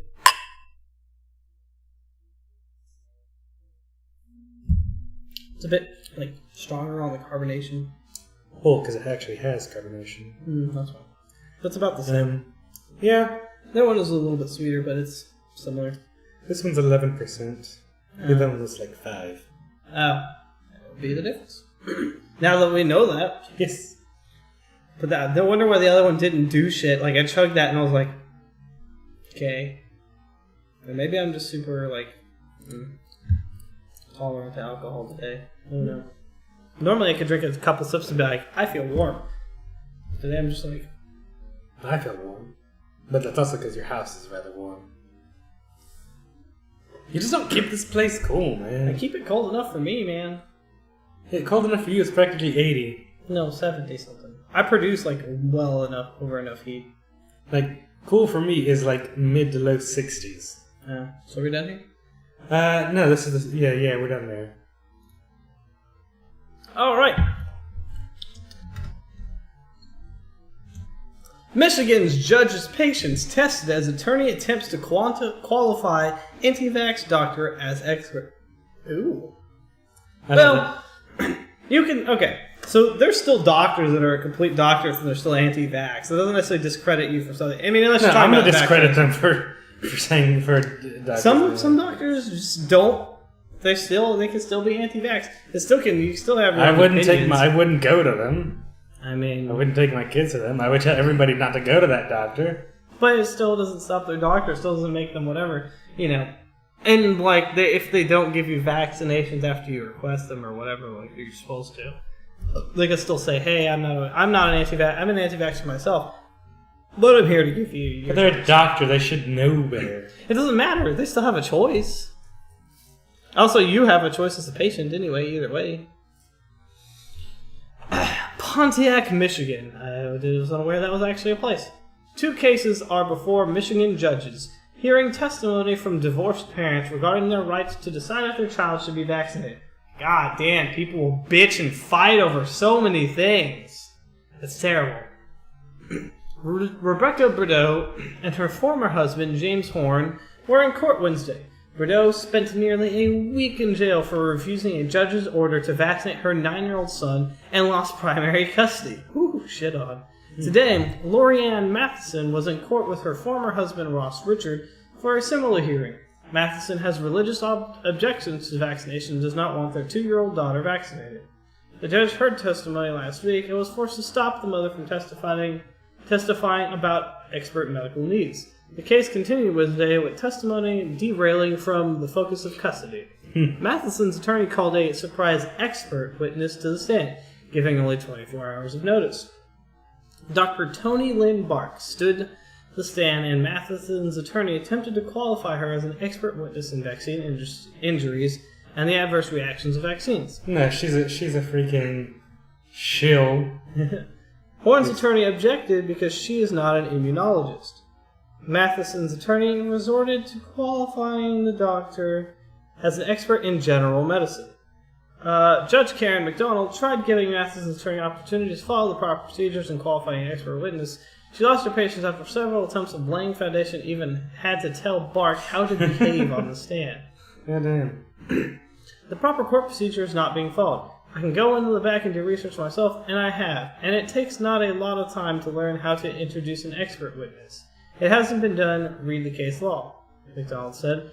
There's a way to do this, and I can't do your job for you. That judge just like fucking... Court was adjourned. The hearing will continue November 14th. Watch the custody courtroom for station below. 16 minutes. video, so God, man. I don't know. I called you to the bench to sort of give you some direction on this. You have to talk to your witness because you're not prepared to offer her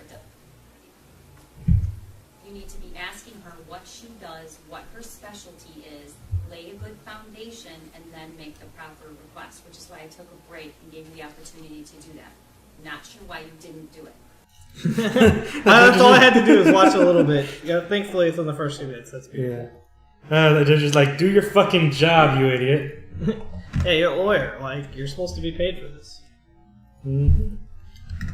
I love how all these places are like 60 fucking degrees, and we're That's just like, lovely. yeah. I don't know about lovely. It'd be good, yeah. I'm glad that it's fucking 80. I drive around with the windows down at 80 because it's so cool. It's nice. No. God, no. It's pretty nice for me, especially when I drive around in the mornings, when I'm awake in the mornings. No, AC on max. Something wrong with you. Don't care what time of day is AC on max. There's like winter, AC. Summer, AC. What if it's like fucking snow covered and you're just like... AC. On low. On low. Well, you got problems. I turn on the heater occasionally. Should I turn on the heater so I can fucking see? Turn on the heater so you can see? Like through your windows, your windshield, and the back window. I do that all the time because there's always like fog and condensation in my car. It's nice. My mirrors are heated. See, that's pretty nifty. That's one of the things I liked about the Audi. That and the auto-darkening rear-view mirrors were the best thing ever. That asshole, you know, that you were driving down the road or you're driving around, there's that truck that's got its brights on in your rear-view mirrors. All of your mirrors just auto-darken themselves to a nice, like, dark green. And it's so good. That car was nice. It's too nice. What's funny is that car was, like, that version was, like, from 2010, and now a lot of that stuff's standard. Like, that's one of the things I noticed from driving an Audi from, like, forever ago. Oh, no, it was 2004. So that's, like, super top of the line back then. And then, like, nowadays that stuff's in, like, every standard car. But that's how it works. Just like the infotainment system was, like, originally in the Audis and stuff, you know, forever ago. And now it's just kind of modern and standard. Mm-hmm. Everything's Americanized. That's good.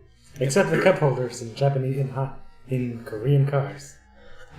Mine's Korean and it's got cup holders. No, mine's Japanese. It does not have American cup holders. Oh. Yeah, yours is Japanese. I don't know why you said Korean. Oh. The Hyundais have them. No. I mean, my mom has a Hyundai. Those things are not American-sized cups. Fucking Japan, get your fucking ball rolling on American-sized. Yeah, I don't know why. Holders. No, I think the cup holders were like fine. It's just they were inside, like basically, like one was halfway into the armrest. I think is the problem. Yeah, that's also. It just needs to be moved up. I think there's like dead space right there. Yeah, that's what I'm saying. I think plenty there's of a dead space. space like this big between them. Yeah. I'm like, I remember bitching about that because I was driving and I'm like, what the fuck? I'm like, I can't put my Texas big boy drink up in here. Alright, we're at 44. Yep, basically. So, federal judge strikes down housing exemption for religious leaders. A federal judge for a second time. What? I mean, carry on. I'm curious about this. Has ruled in favor of a historic challenge by the Freedom from Religion Foundation of a housing allowance in the tax code that uniquely privileges clergy. At the issue is the constitutionality of 26 of the U.S. of the United States Code. Is it code? Code section 107. You can't fool me. That's a simoleon sign. Simoleon 107 parentheses 2. A provision in the tax code that excludes from gross income a housing allowance paid to a minister of the gospel. Which So basically what does that means that if you have a multi-million-dollar house and you have a housing allowance, it's tax exempt. So what was a housing allowance? I assume to pay for a house. So you're saying, like, if you are related to the church, it's tax exempt. Yeah. Fuck you, Joel Osteen! That's basically what I'm getting at here.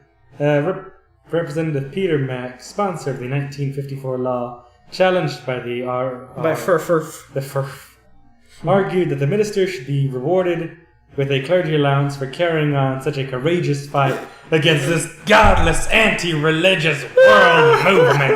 What? God damn. They're turning the freaking frogs, guy. Pretty much. The clergy allowance is not a tax deduction, but an exemption, allowing housing allowances paid as part of a clergy's salary to be subtracted from taxable income. Which basically means, like, if 3/4 of your income is housing allowance, well then, you basically don't pay any taxes. In fact, the government probably owes you money. Did you hear that there's a college around here that started up a marijuana growing course at NMU? No, it did not. And the reason Kenneth likes it cold is probably because of all of that hair. Probably so. You're damn right. I mean, I had long hair. It was actually pretty warm, but like it wasn't ever warm enough to keep me like warm. But like when I cut it all off during the summer, it was really nice. But I don't intend to cut my hair off ever because now I'm my own boss, baby. That's actually the first few questions people ask me. So how do you like being your own boss? It's pretty good. That's pretty good. Yes, it's pretty good. I got here at 1:30 in the afternoon.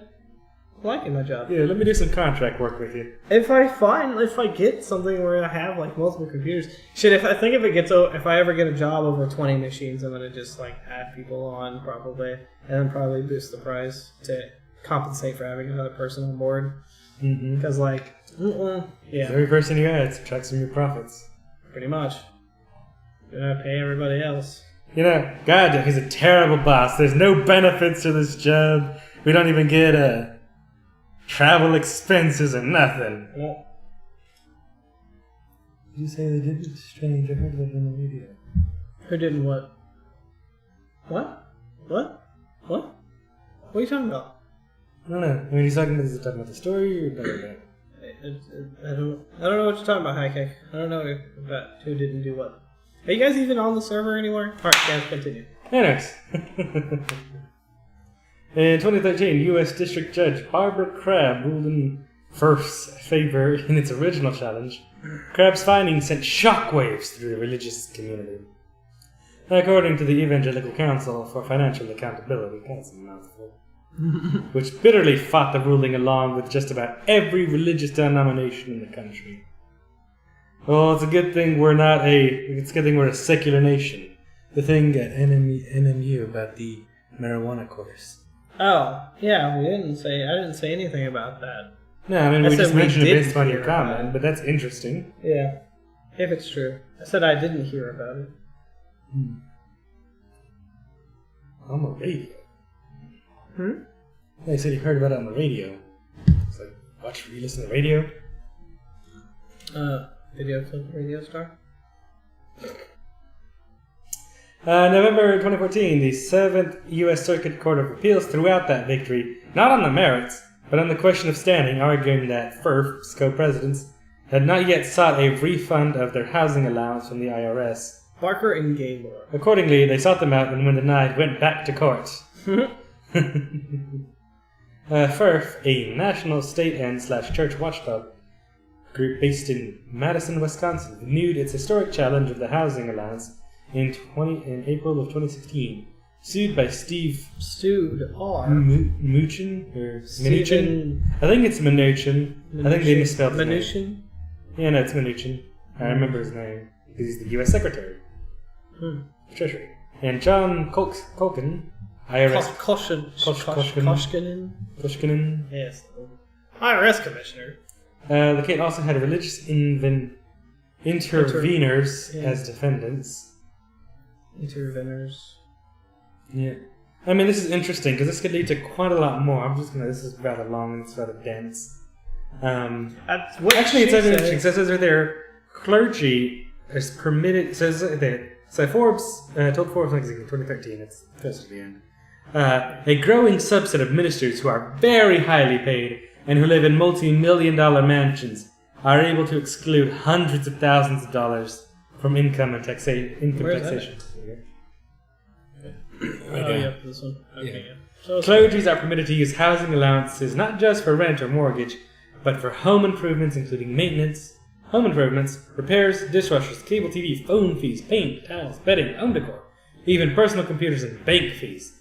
They may be exempt from taxable income up to fair market rental value of their home, particularly helping well-heeled pastors. This subsidy extends to churches, which can pay clergy less, as tax-free salaries go further. So this is basically, we can pay for damn near all of your entire life tax-free. Yep. So, yeah, no, fuck that. But this could lead to so much more, because then if you listen to iHeartRadio. As you said. But is this kind of upset? No. Yeah, no, hit. No, this could lead to so much more. Oh, yeah. No. You know, because if they can win on this, they can say that, you know, these ministers are no longer tax exempt. This is one step further to making churches no longer tax exempt. Yeah, which is something that they were talking about, making the NFL not tax exempt, which it shouldn't be. Shouldn't. They're doing it under the guise of the whole kneeling thing, especially for kneeling. But shit, they shouldn't have been tax exempt in the first fucking. Yeah, fuck that shit. Because it's a multi-billion-dollar fucking like yearly thing. Shit, each of those men is sign on for like $40+ million a year just to be on a team. Yeah, tax. There's shit. I want to even be paid like because some of those people are literally just bench warmers. Shit, I want to make like $20 million to sit on a bench for fucking a year. Or hell, I mean, you just be a kicker. You only just show up whenever they gotta make a field goal. All right, we got a ball. We got a field goal. Are you sure we're not running it? All right. And I fucked up. Cool. All right, see you guys. Most of those people who do that are all soccer players. They're all former soccer players. Really? Mm-hmm. Of course, it makes sense because soccer players kick great. The kick and aim. Yeah. The aerodynamics of football is AIDS, though, I will have to say. Because, there's so many things that you could do to kick it wrong. Yeah, no. I mean, off by a centimeter and, there goes. You're supposed to kick it, lower, middle, or whatever. Yeah. Because the football is designed weirdly. Yep. Build the wall between church and state. Yes. Do what? What? Last comment. Build the wall between church and state. Also, yes. Yes. He's got my vote. I'll just be that guy from Rick and Morty. Yes. Yes. Yes. Then when I get the job? Yes. Yes. Anyways. Oh, I was waiting for something like this to happen. I knew it. Trump threatens to abandon Puerto Rico recovery effort. President Trump served notice Thursday that he may pull back federal... What? Senor Trump. Anyway, that he may pull back federal relief workers from Puerto Rico, effectively threatening to abandon the U.S. territory amid a staggering humanitarian crisis in the aftermath of Hurricane Maria. I mean, that's unacceptable. Declaring the U.S. territory's electrical grid infrastructure to have been a disaster before hurricanes, Trump wrote Thursday that it will be up to Congress how much federal money to appropriate to the island for its recovery efforts, and that relief workers will not stay forever. I mean, obviously they're not going to stay there forever. But they have to get the island functioning. Right now, 3 weeks later, only 16% of the island has electricity. Yeah. 3 weeks after Maria made landfall, much of Puerto Rico, an island of 3.4 million people, remains without power. Residents struggle to find clean water, hospitals are running short on medicine, and commerce is slow with many businesses. I mean, you know what Trump should do? Trump should go to Congress and be like, Congress, allocate all this money as a very low interest long-term loan to Puerto Rico. And they should get all these federal workers in there and tell them, we're going to modernize and fix the infrastructure. We're going to build a Class A infrastructure to be the envy of the world for Puerto Rico. Okay, first of all, Trump doesn't care because it's Trump. First of all, that's what he should do. First of all, Trump is too stupid for any of that. Okay. That's what he should do. Second of all, I'm going to be largely certain here that he just sees them as Mexicans. Probably. Like, that's what I'm still going on. If he that. was a good president, then that's what he should do. You know, yeah, Puerto Rico's infrastructure probably was not the best before this. You're saying make if he it was best. anyone other than Trump. You know, make it the envy of the world. Show what the United States can do when properly funded and has the will to do it. See, that'd be a great PR move, but first of all, I don't think the U.S. would ever do anything that hardcore, but they would repair it to, like, up to standard at least. They wouldn't make it the best, but they'd repair it, you know. At least better proper than it code. was. Yeah. Which it should be. And then, you know, maybe from there they'd be able to do You know, something. show that America and the president cares about American territories. Because then maybe those territories would be like, you know, we'd like to become the state. Puerto Rico already wanted to become a state. Some of Puerto Rico did. Yeah. I thought they had a 53% majority on that vote. No. So the last vote, only 40% of the populace came out, and they voted to be like 70-80% that wanted to join. Yeah. So there still was a majority to join. Well, a majority of a minority. It still wasn't a majority of the people. Yeah, but it was enough to get the vote sent to Congress, I think. Well, yeah, because it doesn't matter how many people turn out. It only matters how many vote yes or no at the ballots. Yeah, but it's important that you know a representative percentage of the population comes out. Yeah, but there's like a large percentage of people like me in the United States. But I think a lot of these people who also come out to these votes or don't come out understand that nothing's going to happen of it because Congress won't approve it. Yeah, no. Anyway. 3 weeks after Maria landed in landfall, Trump on Thursday sought to shame the territory for its own plight. He tweeted, "Electric and all infrastructure was disaster before hurricanes." And he quoted Cheryl Atkinson, a television journalist, as saying, "Puerto Rico survived the hurricanes. Now a financial crisis looms largely of their own making." Which is correct, yes. Puerto Rico is in massive debt and is this close to declaring bankruptcy. Yep. Well, it was already declaring bankruptcy. He also wrote, "We cannot keep FEMA, the military, and the first responders who have been amazing under most difficult circumstances in PR forever." Which nobody expects these people to be in Puerto Rico forever. I mean, obviously. I mean, they were out pretty quickly in Houston. Puerto Rico Governor Ricardo Rossello responded with his own tweet saying, "Puerto Ricans were seeking the support any of our fellow citizens would receive across our nation." I mean, I love how like politicians and stuff are just firing back at Trump on Twitter. I mean, yeah. I mean, you know, Harvey is a $200 billion estimated damage of. I mean, look at it. That's the electricity before Maria. That's pretty bad. That is pretty.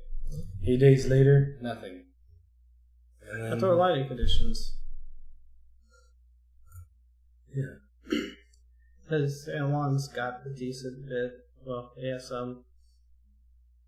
Caguas is some very slight. In the core, yeah. But it's still mostly- so much of it this outside one's of still it. dead. This one's like super dead. Yeah. Wow. So I mean, so much of it. Let's see, Puerto Rico's longest power outage since 2000. Going on. Oh, that's interesting. 3 days. Hurricane Maria. 22 plus days and counting. Mm-hmm. Let's go to the Puerto Rican website for the statistics again. Let's check it out real quick. The cell service statistics. Yeah. Let's see, where is that website?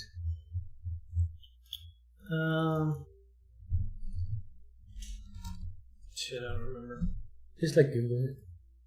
Because it's run by like Puerto Rico State.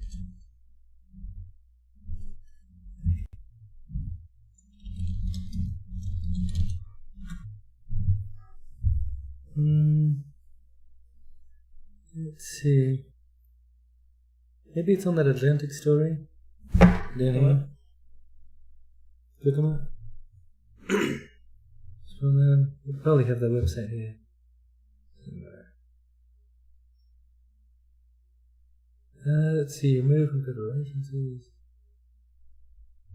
Click on the gone. That hyperlink that says gone. Nope. Let's do it somewhere. No.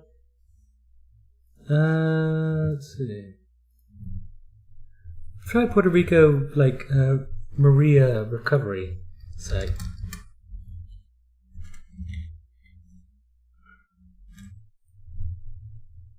Let's see. Let's see. What the hell is that damn website? It's it has a weird Puerto Rican It's got a Puerto Rico status maybe? Yeah. Is it a status?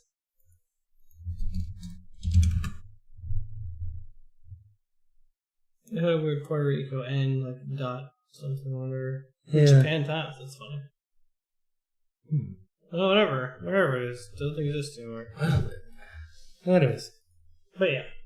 But basically, this is obviously what Trump's saying, being Trump doing stupid shit. Mm-hmm. Carmen Yulín Cruz, the mayor of the capital city, San Juan, has been feuding publicly with Trump, strongly condemned the president Thursday in a tweet calling him a hater in chief. And in a lengthy statement sent to reporters and members of Congress, she said the president's actions are unbecoming of a leader of the free world, and she urged that he is simply incapable of understanding the contributions, sacrifices, and the commitment of democratic values that Puerto Ricans have shown over decades. Cruz pleaded with every American that has love and not hate in their hearts to stand with Puerto Rico and let the president know we will not be left to die. Alright. Mm-hmm. Damn. This is a weird lightsaber looking gun thing. Yeah. Thanks for us. We suggest you carry this with you at all times. A lightsaber? Doesn't mean you make it, you build it, it will come. Anyways, let's go. In my pants, probably. Alright, we have the floor open. There's not a lot of news this time. It's all fairly short lists. Mm-hmm. Grab leaves a local convenience store to pick up the pieces No, for you the just closed the Boy second Scouts. They time. just killed the first story, yeah. Whoopsie!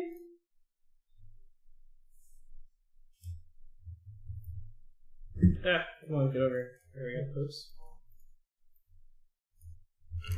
So, Boy Scouts will admit girls allow them to earn Eagle Scout rank.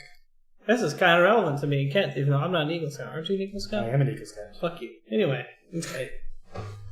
Could I go back and get it, technically? Nope. Really? You can't be 18. You have to be 7. You have to be, less than 18. Once you're an adult, you can't be an Eagle Scout anymore. Not that it's relevant to me, but okay. Yeah. I still have all I care about really is the fucking Boy Scout book. This survival handbook thing is actually the most useful piece of Boy Scouts. Everything else is Yeah, it reminds me of Survive in 60 Seconds or something. That one game about surviving the nuclear apocalypse that you can grab your family and a bunch of supplies, and one of the things you can grab is this Boy Scout handbook. Dude, that handbook is fucking useful. Yeah. Because, either that or, if you have a military, ranger manual or something, that's probably even better. Mm-hmm. So, the Boy Scouts of America announced on Wednesday that girls will soon be allowed to become Cub Scouts and earn the coveted rank of the Eagle Scout, the organization's highest honor. See, the problem with this is now it's called Boy Scouts. It's the biggest deal. Everybody's bitches is it's Boy Scouts. It's always supposed to be for boys. But the biggest deal is that, the girls are being admitted because they want to Eagle Scout. Because as far as I know, there is no Girl Scout rank that's reasonable for anything. Further know. I mean, it's nothing in there. I mean, Girl Scouts have rank.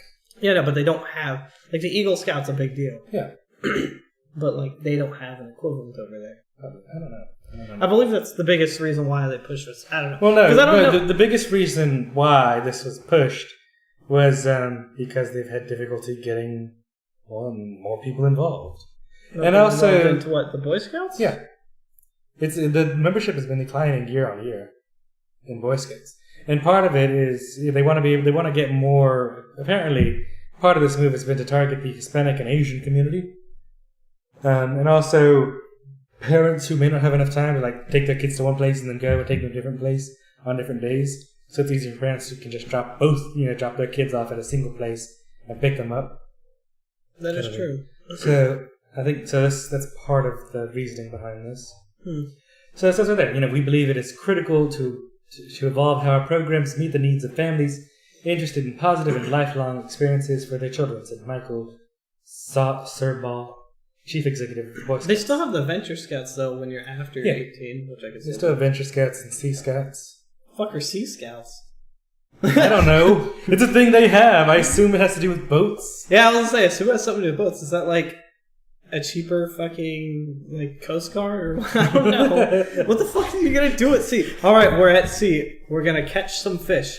Here's how to steer a boat. That's stuff you can kind of learn in Boy Scouts. You can learn how to do boats and boating. Those are badges I remember. Mm-hmm. So it's like Yeah, I don't know. Sea Scouts. All right, we're gonna go full dive. We're gonna go swimming, looking for buried treasure. It's actually just a prelude to piracy. Becoming a pirate. And then suddenly the Somalian pirates. Yep. American Somalian pirates. I am the captain now. Anyway, go on. The Scouting Board of Directors voted unanimously to make the historic change in the organization that has been primarily for boys since its founding more than 100 years ago. Yeah, apparently the Boy Scout organization and Girl Scouts are about the same age, with Boy Scouts being, I believe, 2 or 3 years older.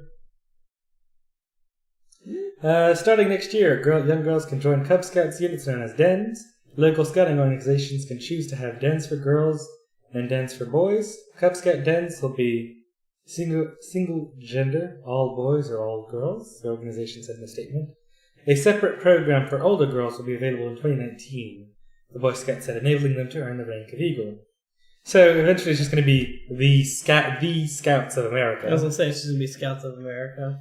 And then they're going to be gender dividing the Boy Scouts and the Girl Scouts. But still be doing the same things. So they're just gonna absorb the Girl Scouts? No. Can the Scouts of America start selling cookies? Wait, does that mean the Scouts of America, the Girl Scouts are going to start selling scouting No, they're still going to be popcorn? selling popcorn, yeah. That's what I was going to say, fucking popcorn. No, the Girl Scouts is vehemently against this change. Really? Yeah, because it'll prompt People people will remove leave there yeah. to join the and their organization is also, both organizations are also losing membership quite a lot. Probably because the advent of the internet and like people not going outside and stuff. No. Also, people not having enough time because everyone has to work all the time. Yeah, busy parents and a poor economy. Yep, because you don't make enough money to afford a house unless you're doing whatever.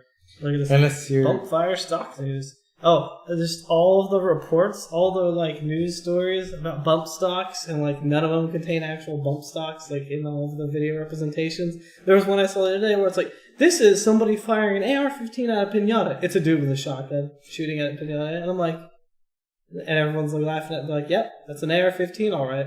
It shoots them 30 caliber mag clips. At, 30 rounds per second, per minute? 2,000 rounds. Yeah, 2,000 rounds. It's like, yep. I'm always suspicious about that because it's news. And the news is kind of stupid, sure, but I don't know if they're that stupid. I don't know, I believe it. I've seen that news that stupid. Because I thought about the same thing. I was like, well, maybe, and I'm like, no. There are some people that are that oblivious. Especially, newscasters or somebody. And a lot of times the news anchors, like, see the issues and are like, that's definitely not what they thought it was. Yeah, but they just have a teleprompter. Yeah. But sometimes, like, the news guys will be like, that was not an AR-15. All right, so back to the news here. Yeah. The Boy Scouts said the moves reflect the changing nature of American life, adding to the appeal of the scouting program that can serve the entire family. It's fun for the entire family. BSA said it commissioned 2 nationwide surveys that showed parents not involved in scouting had high interest in getting their daughters signed up for both Cub Scouts and Boy Scouts. Girls are now part of 4 scouting programs: Venture and Sea Scouting, geared toward outdoor activities, Exploring, a career-oriented mentoring program, and STEM, focusing on... There was a STEM Scouts? What the fuck? I don't know, STEM is big. I wish we had STEM growing up because then I could have been more hardcore into computers and shit. STEM is now big. That's what I'm saying. It gives me AIDS. But then, like, now there's all these kids that are going to be like, I like computers. And then we're going to have, like, a run for our money for our jobs. And, like, all these old fucks that live near us are like, yeah, I'm the best at computers. I charge $150 an hour. Dude, you're shit. I still can't believe half of the stuff we had to fix. And it's like, I can only assume that it was actually Hulk. Because after seeing that, I'm assuming he set it up, and it was his fault. It's all his fault. I see. Yes. I mean, I have 3 pages of fucking shit to fix. 3.5, actually. But those programs have not offered a path to Eagle Scout for girls. Earlier this year, the National Organization for Women urged the Boy Scouts to admit girls to the entire program, supporting the efforts of a New York teenager, Sydney Ireland, to attain the rank of Eagle Scout as her older brother did. I just want to do what the Boy Scouts do, earn the merit badges, earn the Eagle Award. The Girl Scouts is a great organization, but it's just not the program I want to be a part of. I think girls should have the opportunity to be a member of any organization they want, regardless of gender. In the past, the Girl Scouts have been cool to the idea of admitting girls into the Boy Scouts, citing research that shows many girls learn best in an all-female environment. We are unparalleled in our ability to build great female leaders who contribute to society. At every level, said Andrea Bastini Archibald, a psychologist who helps guide the Girl Scouts. Basically, they're desperate not to want to lose all their girls. Anyways. Alright. Colorado 2017 marijuana sales reach 1 billion in just 8 months. You want to play the video? Is there a video? I don't know how long the video is, but there's a video. I don't know, it was 50 seconds.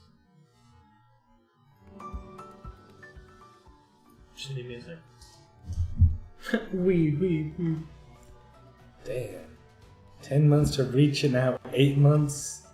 Shit, it's shrinking every freaking year. One day they'll reach it in 8 or 6. And then 3. And then it'll just be making billions. Grape Stomper, whatever the heck's. Is it a Salvia? Or Sativa.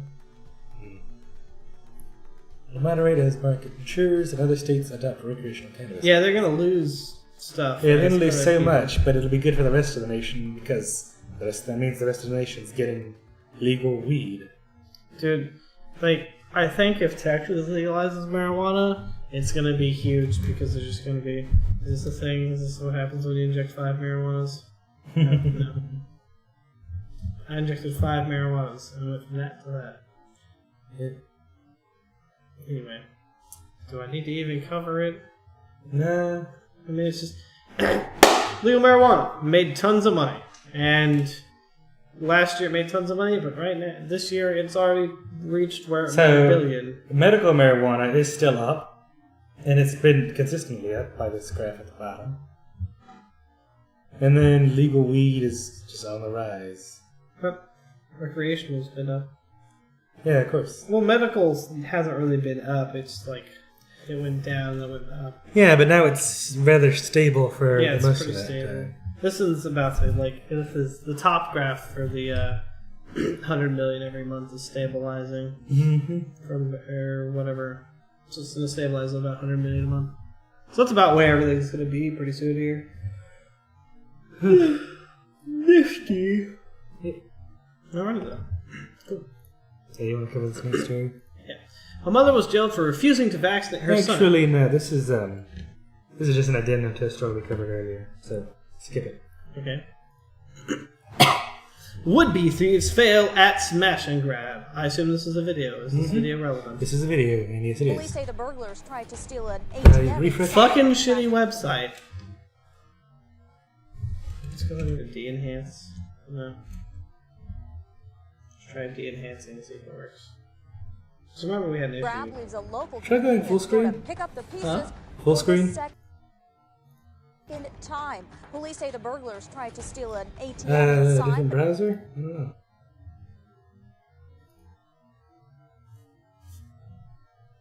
It works fine for me. Grab leaves a local I turned it off last time. I had blocker off.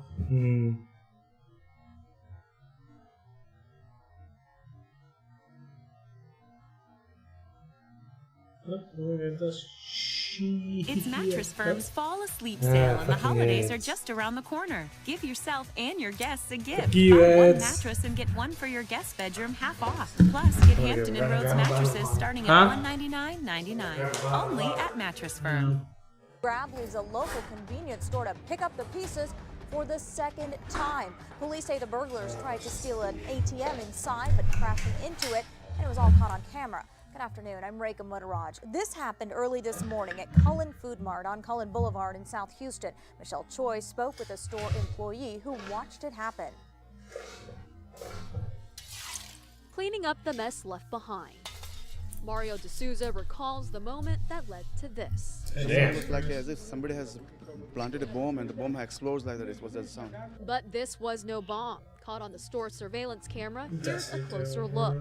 Once again, you can see a white van as it smashes through the doors. Items go flying. Seconds later, there's D'Souza running out. I didn't know what had happened actually, but when I came out, I saw that the van was inside. He bolts back just as quickly as soon as he realizes this was no accident. 3 of them were wearing the mask and one was without the mask. Their target, the store's ATM, which they ran over instead, damaging their getaway van in the process. Here's them running away empty-handed. They did, however, apparently leave behind a license plate. So many crazy out there. The store's owner says this is the second time he's had to deal with a situation like this. Last month, during Harvey, someone tore out his doors on the other side, hoping to grab the same ATM. So it does hurt financially and mentally too. Fortunately, they do have insurance. You just take it lightly and just take a deep breath and start again. In the meantime, police are left investigating an all too familiar situation. Reporting from South Houston, somebody that looks like a perfectly fine van. Yep. It's probably a good couple $1,000s, and they just lost that van. Yep. What, like a couple thousand? I mean, that van was worth more than that fucking ATM. Probably. Possibly. I don't know, there can be a lot of money in ATM. I don't know. It's like a convenience store ATM. Probably doesn't carry too much. A few thousand, I think. Maybe 1,000, but still. No, I'd say more than 1,000 for sure. Because if it's only 1,000, the amount of people going in and out of a convenience store would burn through 1,000 quick. Yeah, that's interesting. Alright, well then. Hup hup cheerio. Pip pip cheerio, no Dutch. Pip pip boop. Boop. Boop.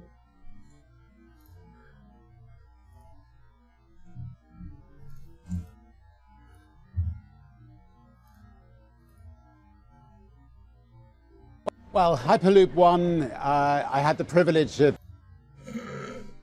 How incredibly British. Yep. Is it my story or your stories? I don't know. I think it's your stories because we just watched a video for the last two. I guess. Richard Branson on Hyperloop 1 investment. Going faster than an airline on land excites me.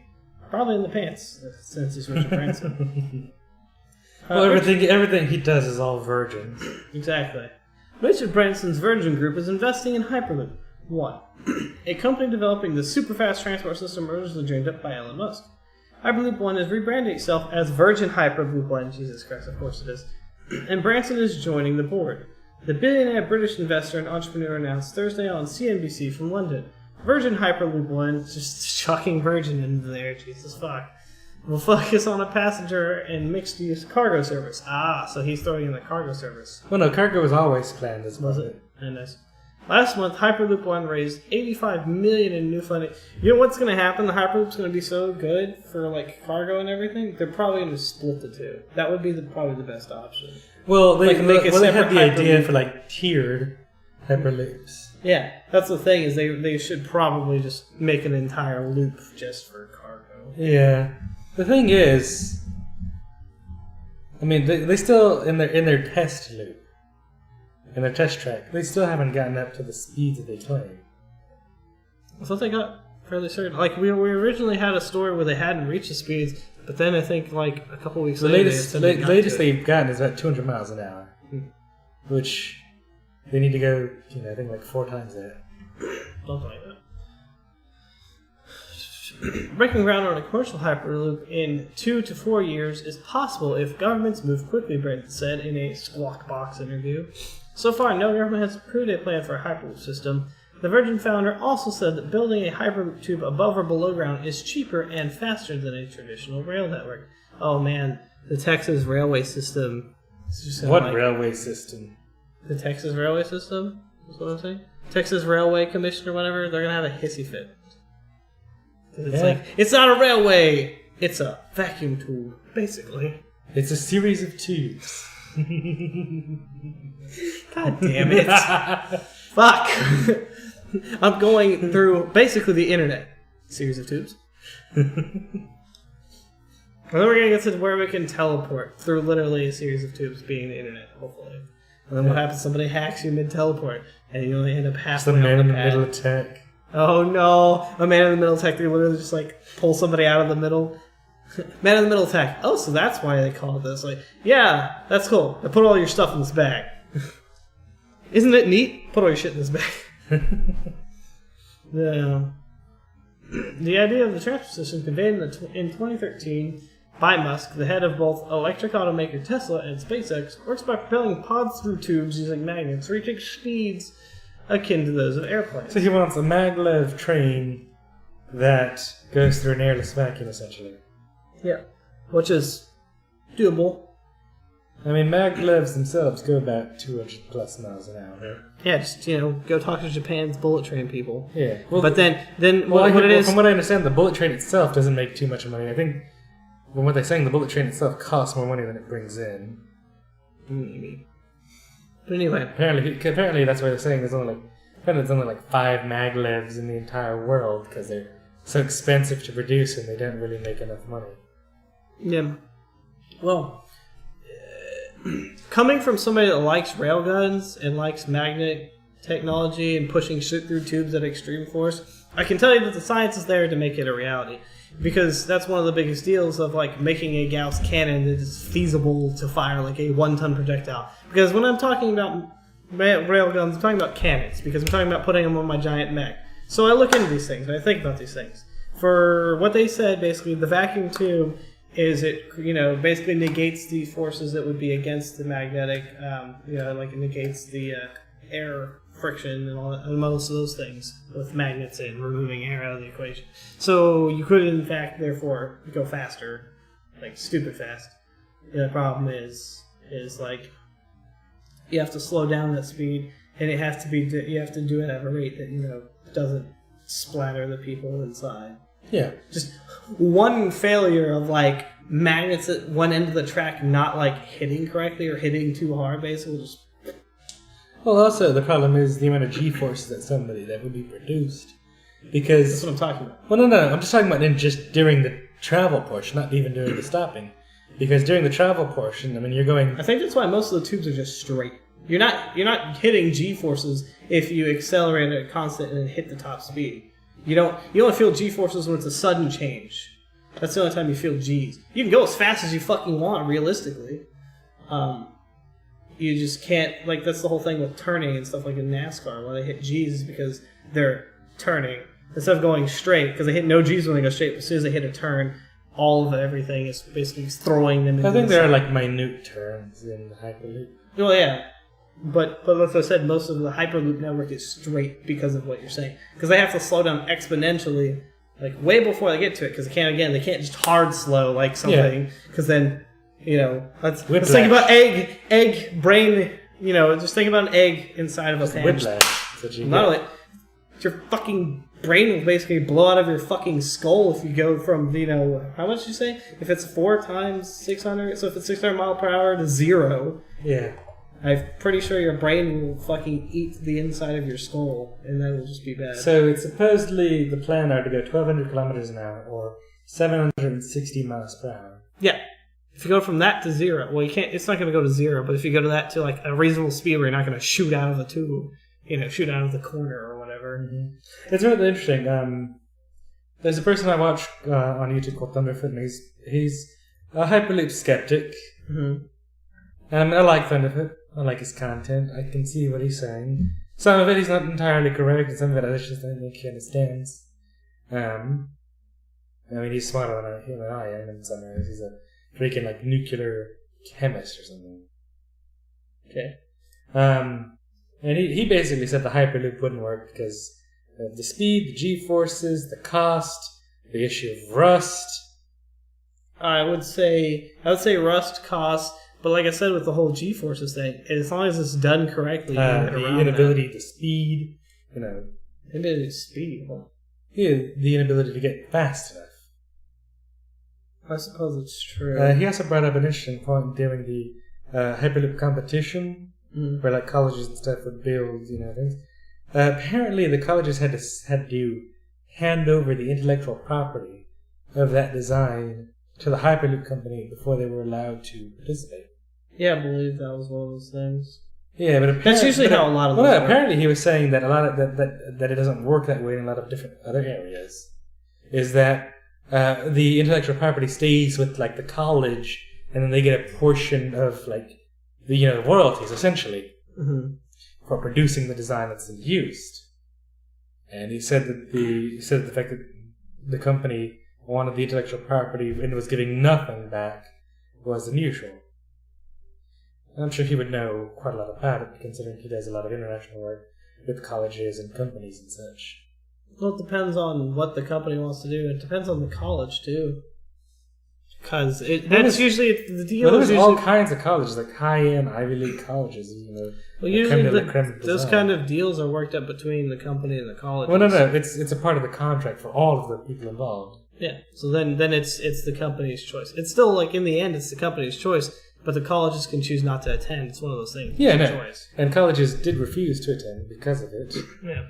And I'm just saying, if you wanted the best and brightest with a variety of ideas, and you wanted to reward them for producing such intellectual designs and such works, you would think you would reward them.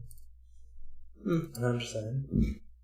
Anyway, as a train owner, Branson said, I felt this is something I want to be able to operate. At the moment, our trains are limited to 125 miles an hour. His sprawling Virgin Group empire includes a train network in the UK, as well as airlines and a business to take tourists into space. There are consumers, for instance, that would love to go from London to Edinburgh in roughly 45 minutes. And that will be possible with the Hyperloop, he said.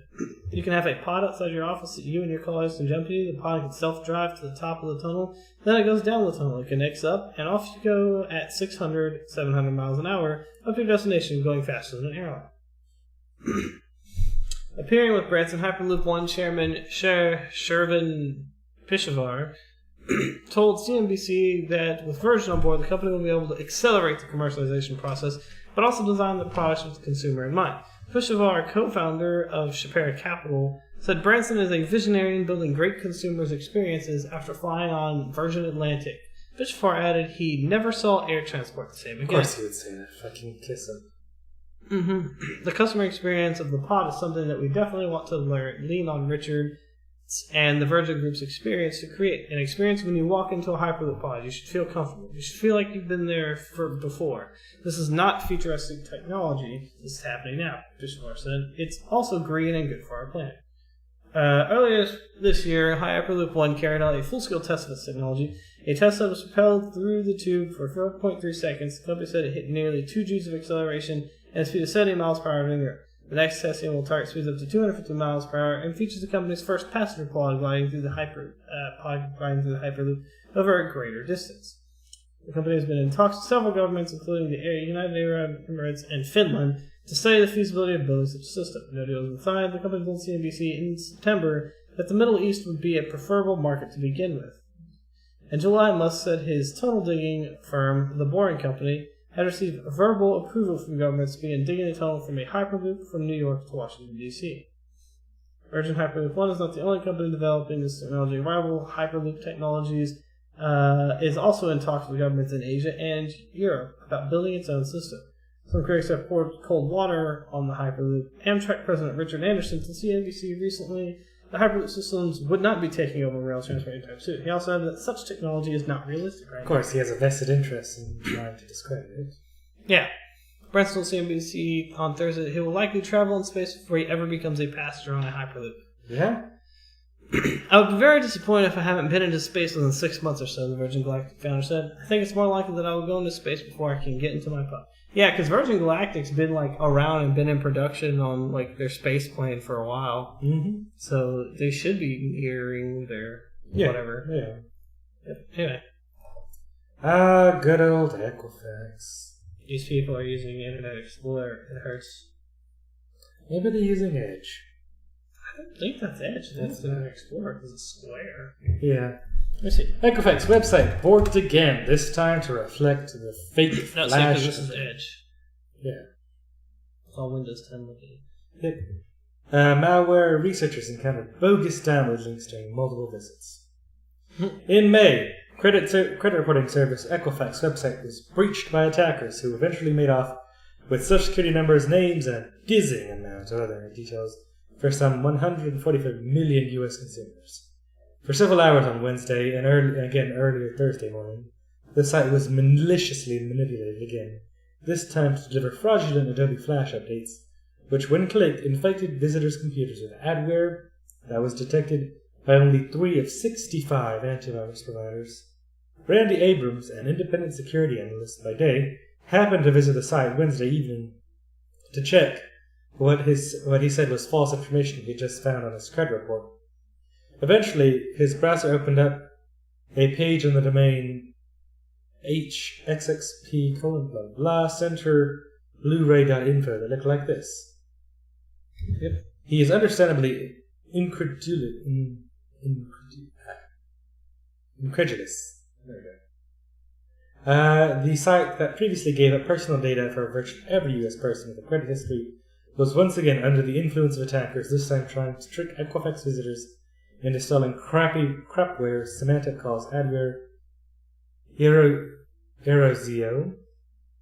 Knowing a thing or two about drive-by campaigns, Abrams figured the chances were slim he'd see the download on follow-up visits. To fly under the radar, attackers frequently serve the downloads only to a select number of visitors, and then only once. Abrams tried again, and to his amazement he encountered the bogus Flash download link on at least 3 subsequent visits. The picture above this post is the higher resolution screenshot he captured during one visit. He also provided the video below, which shows an Equifax page redirecting the browser to at least 4 domains before opening up the Flash download of the same center Blu-ray.info. The file that got delivered when Abrams clicked on it, called Media Downloader Iron.exe. This virus total entry shows only Panda, Symantec, and WebBrick detected the file as adware. This separate malware analysis from Payload Security shows the code is highly obfuscated and takes pains to conceal itself from reverse engineering. Malwarebytes flagged the center Blu-ray.info site as one that pushes malware, while both ESET and Avira provided similar malware warnings for one of the immediate domains, newcyclevaults.com. Malvertising analytics. It's not yet precisely clear how the Flash download page got displayed. The group's sourced analysis here and this independent assessment from researcher Kevin Beaumont, both submitted in the hours after this post went live, make a strong case that Equifax was working with a third-party ad network or analytics provider that is responsible for the redirects. In that case, the breach, technically speaking, isn't on the Equifax website, and may be affecting other sites as well. But even if that's true, the net result is that Equifax's site was arguably compromised in some way, since administrators couldn't control the pages visitors saw when trying to use key functions, which require some visitors to enter social security numbers. Which is one of the things we covered after the Equifax breach, because we went to this web page, and like the page looked old as shit, sketchy, and if I remember correctly, it wasn't even like running HTTPS. No, it wasn't, and it wasn't even Equifax. It was like Equifax like hack or Equifax security 2017. Yeah, it's something like really sketchy that I would have just kind of put off as anybody. Yeah. I mean, hell, I thought a Facebook ad I got, or Facebook email I got was a phishing email, because I didn't know Facebook's address was one hacker away. So, and the email was like, "You haven't been on Facebook in a while. You should click here to log in." And I'm like, that's really suspicious. And then I look down at the address, like, well, what's the address saying? It's like 1 hacker away. And I'm like, well, if that's not a hacker trying to be clever, I don't know what is. Yeah. And then you're just like, God damn it, Mark Zuckerberg. Mark Zuckerberg! Fucking Facebook guy, creator of Facebook, and fucking Mark Zuckerberg.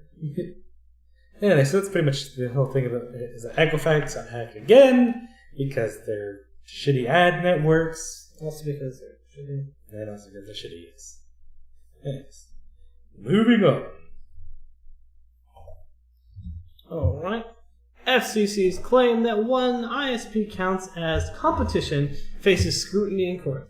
FCC should be forced to reinstate price caps in business broadband group SEG. A Federal Communications Commission decision to eliminate price caps imposed on some businesses' broadband providers should be struck down. Advocacy groups told federal judges last week the FCC failed to justify its claim that a market can be competitive even when there's only one internet provider. How does the FCC think they're going to get away with that? There's only that one internet provider for your entire freaking county? AT&T. That's competition, right? That's competition. It's competition with who? They're AT&T. They're so big, they fight with themselves. It's like a Hydra. Yeah. No, that's not how it works. Led by Chairman Ajit Pai, the FCC's Republican majority voted in April of this year to eliminate price caps in a country if 50% of potential customers are within a half a mile of a location served by a competitive provider. Well, that doesn't count because those people might be within half a mile served by a competitive provider, but they still might not actually get service. Yeah. So anyway, that means business customers with just one choice are often considered to be located in a competitive market and thus no longer benefit from price controls.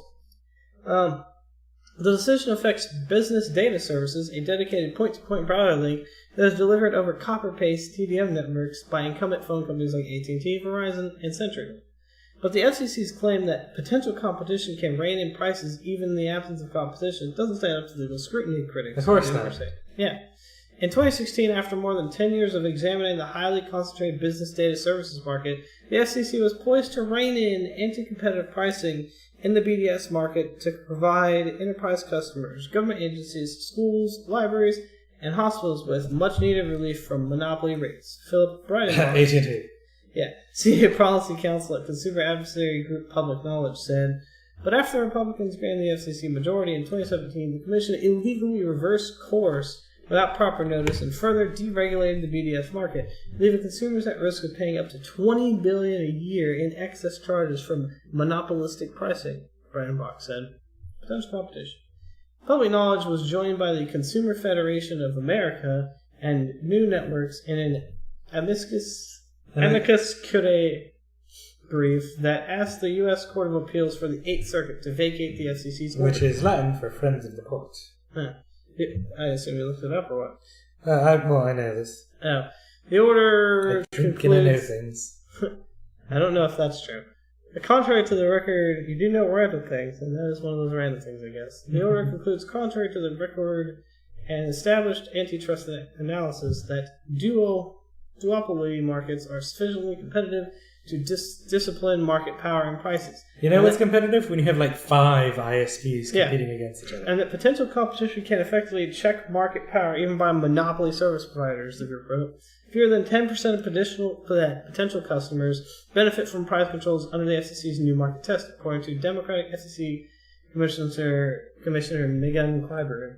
CFA says its research shows that half of the $40 billion in annual BDS charges are overcharges that are a result of incumbent market power. Of course they are. Because nearly every enterprise, nonprofit, and government institution purchases BDS for essential connectivity, those charges are ultimately passed on and borne by consumers and taxpayers. The advocacy group's brief said, mobile phone users would end up paying higher monthly rates because some wireless carriers purchase BDS to supply bandwidth to their networks, the brief said.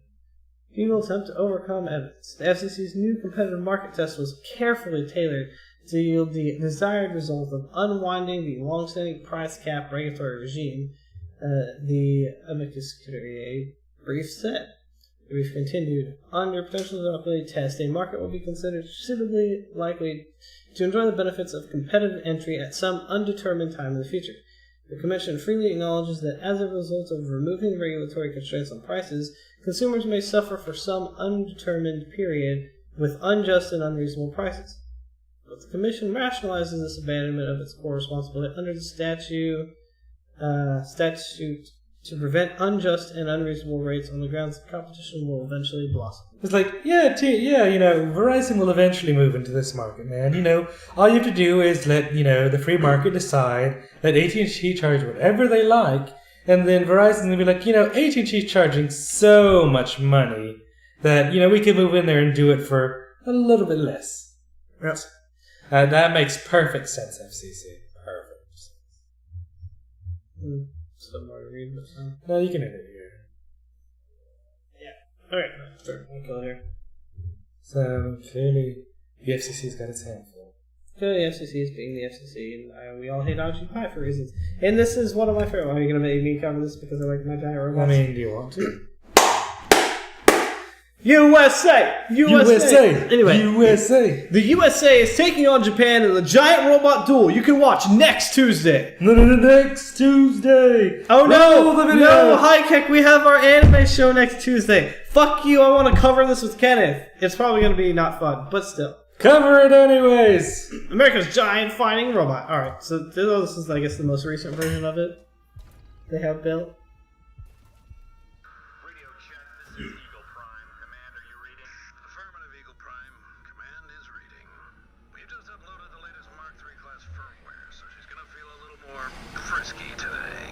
Don't get too cocky. You're clear to power on. Power plant online.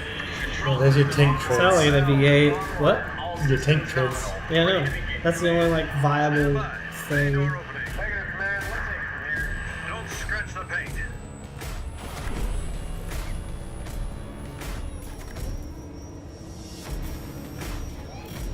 They made it shorter.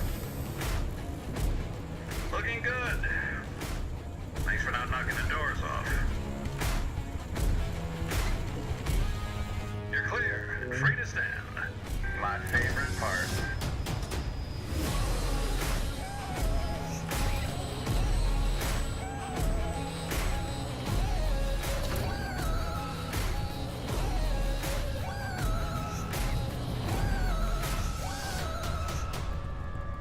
The lights there mounted on it, like a brush guard or something. Welcome to the testing yard.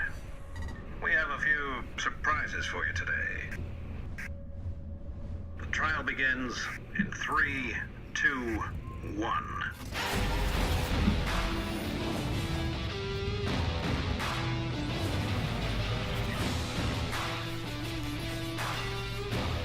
Sounds real smooth. It's all waiting to turn this thing. Interesting. Huh. That's all new too. They didn't do that way, so it's a straight turn. That's cool. Yeah, look. Damn, look at those fans. Yeah, it sounded like a V8 when they turned it on. So it's whatever it's called. Fucking radiator. Okay, bracing for impact.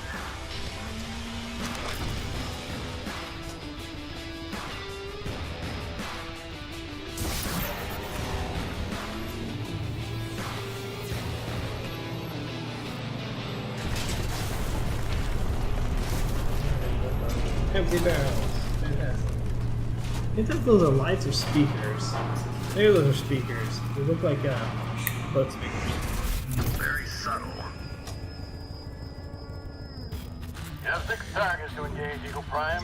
We were all out of fire. It's gonna take forever, but hey. We have what is it, computer things now.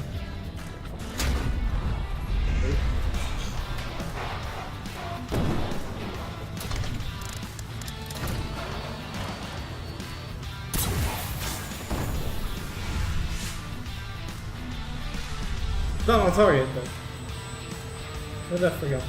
Yeah, it's just enough. Missed one. Your last shot is experimental. don't miss. That's the thing. Fucking fire around. But they rebuilt the cockpit, which looks really nice Just now. one more objective to go. That's the original one. The old metal.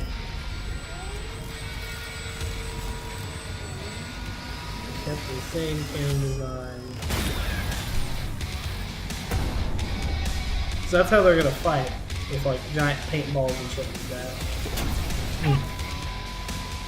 Take out the enemy Megabots. It's about time.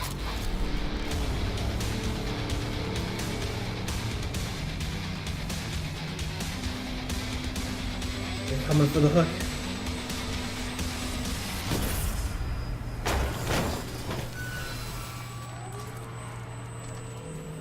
No, they're destroying their own robot. That's terrible. Got anything else, Command? Negative, Eagle Prime. Cool enough.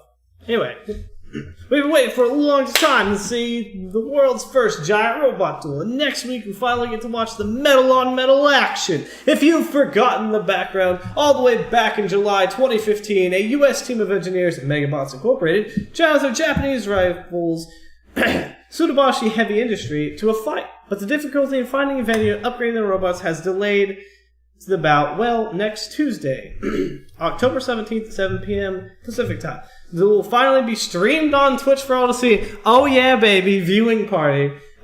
It won't be a live event though. In a press release, Megabots Inc. said that the duel consists of multiple rounds of fighting, and that in order to give the teams time to repair their bots, the rounds were spread out over several days. This meant the fight could not be live streamed like a traditional sport. The duel was held in an abandoned steel mill in Japan, with no spectators beyond the two sets of engineers. Commentary was provided by Mike Goldberg of the MMA and robotics expert Sara Naderi. Interesting. Yeah. So, like, this is a funny thing. The Tsutobashi Heavy Industries mechs right here, this, like, me and my friends, the reason why I knew about these is because you could buy them for airsoft play, because their guns are airsoft guns. But they're, like, the closest thing to the Gundam It kind of reminds me of a Sentry bot from Fallout. Yes. And, like, a person actually fits inside this. I don't know if they have a picture of the cockpit, but, like, it's boss. And then this is obviously, so they were going to have a gunfight and they were going to have a melee fight. The Americans made the American Super Chainsaw, which is hot. And I'm not sure if there's anything else. I guess these are the commentators. This is probably the MMA dude, and this is the robot chick. Mm-hmm. That's cool. Over email, Megabots GUI Cavalcante explained that the duel was fought on a knockout system with no point scoring involved. Victory is attained by either knocking over or disabling your opponent, or if they surrender. With the weight, power, size, and weapons of the bots left to each individual team, Cavalcante adds, though the weapons were chosen to not cut through metal, but instead to damage it. If you're expecting something like Pacific Rim on a smaller scale, or BattleBots on a bigger one, you may be a tad disappointed. Megabots Eagle Prime and Tsubashi's Karatas are both big bots, 16 and 13 feet tall respectively, but they're pretty slow and have limited mobility. As robo fights go, this is more likely to be a rock'em sock'em robots with two mechanical creases squaring off and exchanging blows until one is incapacitated. Still, rock'em sock'em robots don't weigh 12 tons or come equipped with 8-foot chainsaws, so it'll be worth tuning in to see what happens. Yes. Oh look, Google Pixel's first look. Yeah, I've ordered it. I know. Anyway, alright, cool. Now you get the other two. Okay, so Virtual Zuck fails to connect. Oh Lord. It might have seemed like a good idea, but as a taster for a big announcement about Oculus VR on Wednesday, send Mark Zuckerberg on a little virtual reality trip, including a stop in Puerto Rico. But the reviews are in, and they're not good. The sight of Mr. Zuckerberg using VR to survey the devastation of an island, still struggling to recover from Hurricane Maria, may have been meant to convey Facebook's empathy with the victims. And the fact that he was there in the form of a cartoon seemed to many the perfect visual metaphor for the gulf in understanding between Silicon Valley and the real world.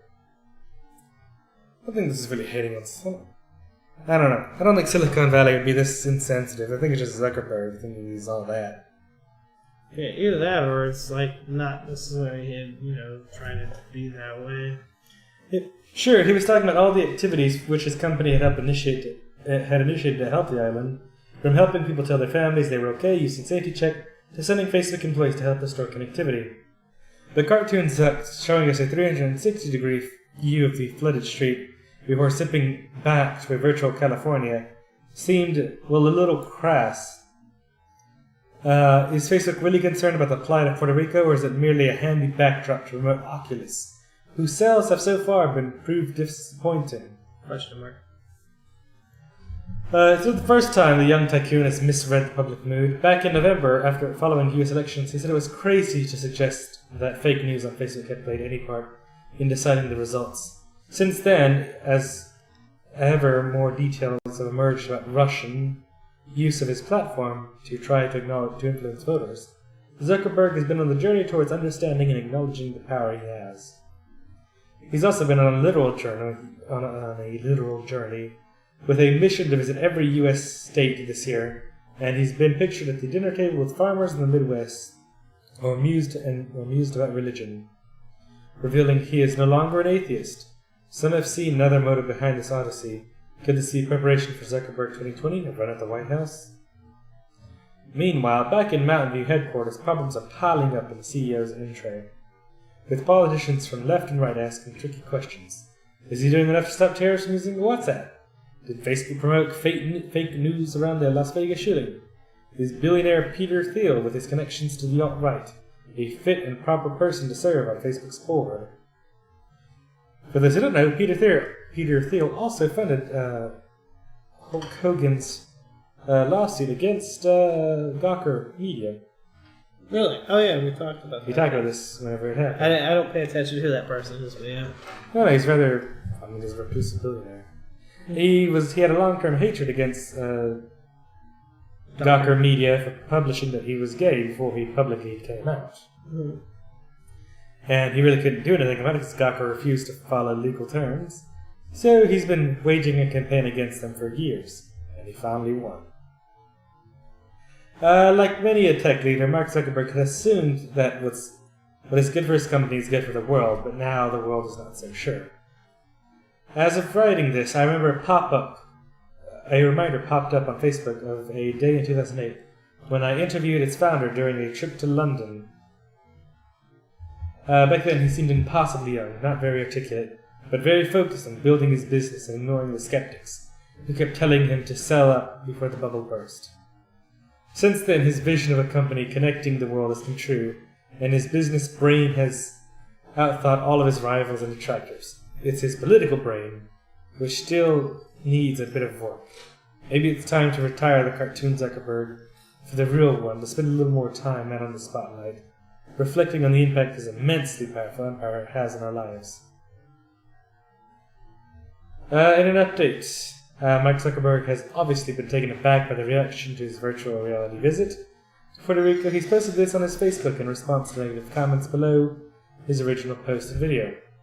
One of the most powerful features of VR is empathy. My goal here is to show how VR can raise awareness and help us see what's happening in a different part of the world. I also wanted to share the news of our partnership with the Red Cross to help with the recovery. Reading some of the comments, I realized this wasn't clear, and I'm sorry to anybody who's been offended. I mean, that's a reasonable apology, so. I mean, having used VR, I can definitely understand how it puts There is a big empathy thing. Yeah, it gives you a lot of presence in the location, you know. If I was in VR... Especially with, what is it, that one where you can, was it the lab where you can travel to different locations? Yeah. And then, was it just the lab? Well, it was lab and Google Earth. Yeah. I didn't do the Google Earth one. I did.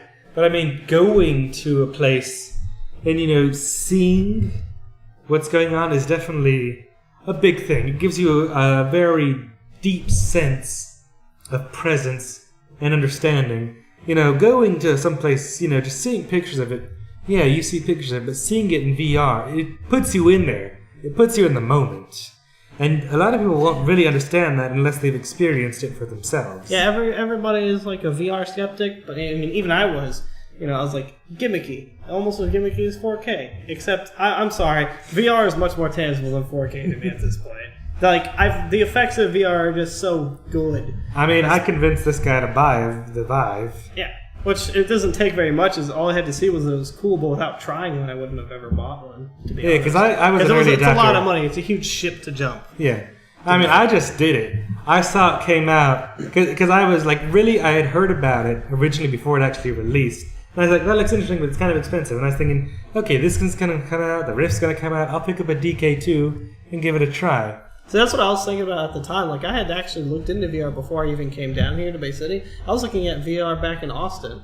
I was looking at the development kits and stuff. But they just didn't look decent. They looked like nothing. The Vive looked promising even then to me, but I just... Yeah, I didn't really know enough about the Vive when I heard about it. I was like, I know the Rift. The Rift is popular. Everybody knows the Rift. That's where my mind was. The other thing is, I was just looking for a headset. Mm-hmm. But, like, experiencing Runescale, like, the Vive is, you still have a headset, but, like, you can do room scale if you want to. And, like, we're in a giant empty living room. Why do we do room scale in here anytime we want? We don't. We still have to do it. We do. One of these days, soon.tm, before we tomorrow or something. What's tomorrow? Oh, tomorrow's Friday. Sure. I'm not doing anything. Okay, come on then. I mean, Highkick and them are supposed to be on that server. We'll just do Minecraft in VR. I mean, we could. That would be kind of funny. But yeah, no. I don't think you can. I don't think Minecraft VR is out yet. No. There's people that have mods for it. Vivecraft. Oh. Interesting. Okay. Yeah, it's pretty cool. Nice. But yeah, no. So I get, like, I think he thought it would come out better because I think he thought that people would, like, do it in VR and, experience it. His cartoon. Like I mean, his cartoon avatar was a bit misplaced in the environment. It would have been better if it was like a mixed reality thing, where we're showing actually Zuckerberg there. Maybe. It's like a weird thing. And he's got the little. Because it looks like a Google Map overlay. Like fucking. It really does. It's just weird. Yeah. Like Google Street View overlay. But I can definitely see his little cartoon avatar is a bit too cheery for Puerto Rico. It's probably the same cartoon avatar they're going to use for him all the time, though. So yeah. It's another one of those things. Anyway. Ooh. It's a bit interesting. It's kind of interesting. I covered Twitter. Fine. Unseen text accepted as a dead man's will by an Australian court. A court in Australia accepted an unseen draft text message on a dead man's mobile phone as an official will. The 55-year-old man had composed a text message addressed to his brother in which he gave all that I have to his brother and nephew. The message was found in the drafts folder on the man's phone after he took his own life last year. The Brisbane Supreme Court ruled that the wording of the text indicated that the man intended it to act as his will. In the message, the man gave details on how to access his bank account and where he had hidden money in the house. Put my ashes in the backyard, he wrote, and a bit of cash behind the TV and a bit in the bank. According to ABC News, the man's wife applied to manage his assets and argued that the text message was not valid as a will because it was never sent. Typically, for a will to be valid in Queensland, it must be written and signed by 2 witnesses. Justice Susan Brown said the wording of the text message, which ended with the words, "my will," showed that the man had intended it to act as his will. The reference to his house and superannuations and his specifications to the applicant was to take her own things indicates he was aware of the nature and extent of his estate, which was relatively small. She said the informal nature of the message did not stop it from representing the man's intentions, especially as it was created on or about the time that the deceased was contemplating death, such that he even indicated where he wanted his ashes to be placed. Yeah, I mean, it sounds like a relatively well thought out will. Not like, hey man, all my shit goes to you. It sounds like it's not really. All my stuff goes out to you, I mean, it's basically like, all my it's like writing a suicide note, basically. Yeah, I guess a bit, and it's acting as his will. Yeah. You know, that just shows foresight for somebody who's going to kill himself. At least send the damn thing. Maybe you forgot to hit send. Maybe. I used to do that on older phones, like where like you'd type everything and then you'd hit send and it wouldn't send for some reason. You'd like wait a split second after you finish typing. I guess, but it's not like he turned off his phone or something. No, but still. I'm just also, saying. who unlocked his phone? Well, he might not have a lock on it. Apparently, in Queensland, the law was changed to allow less formal types of documents to be considered a will. Another unusual will accepted included a DVD marked "My Will" in 2013. Nifty. Oh, that's interesting. Anyways, that's it for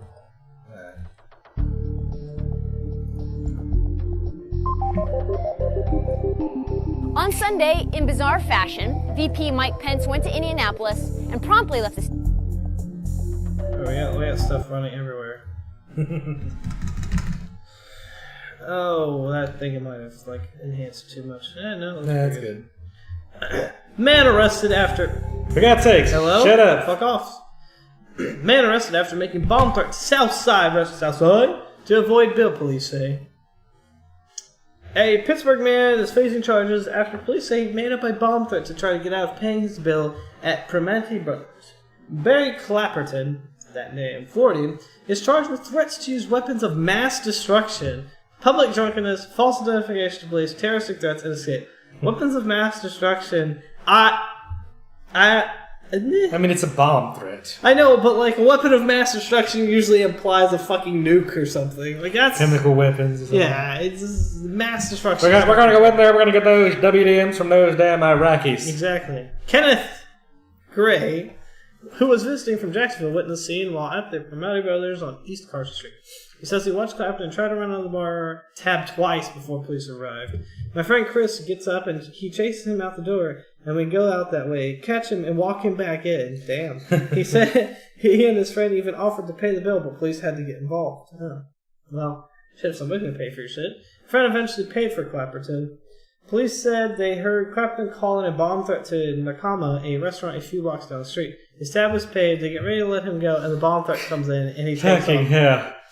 Police and witnesses said it didn't end there. They alleged Clapperton ran out of formalities across the street and down 19th Street, eventually getting to a point right in front of dumpsters, where police shocked him with a stun gun and arrested him. Police said Clapperton told officers his friend advised him to call in the bomb threat to create a distraction. That's a bad friend. It's a bad friend. You shouldn't be friends with that person. A witness said what really irked him was Clapperton got double meat on his sandwich despite not having the cash for it. Clapperton's unable to postpone. Yeah. Nice. Great. Alrighty then. Parents forget toddler and...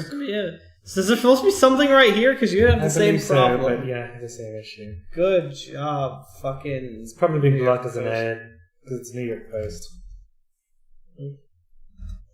A 3-year-old boy reportedly got left in a Utah corn maze Monday. Maze! I had to. When he went into the morass with his parents, they left him behind. Those are bad parents. Fucking hell. The parents ventured into the crazy corn maze in West Jordan, Utah, with their child on Monday night and did not realize the kid was missing. Wow, until the next morning? What the hell? Something smells off. Something is off. You know, you have a car seat, you know. Where's little Jimmy? Oh, he's back. Little Jimmy's quiet tonight. Yeah, he sure is. I mean, they got home, and they're like, did you get Jimmy? Yeah. Did you? Oh, yeah, no, you got Jimmy, right? Oh, yeah. It's like, what the hell? They probably purposely meant to leave him and then, realized they couldn't do it and then that one. Since you're over there, you mind putting that wine bottle into the fridge?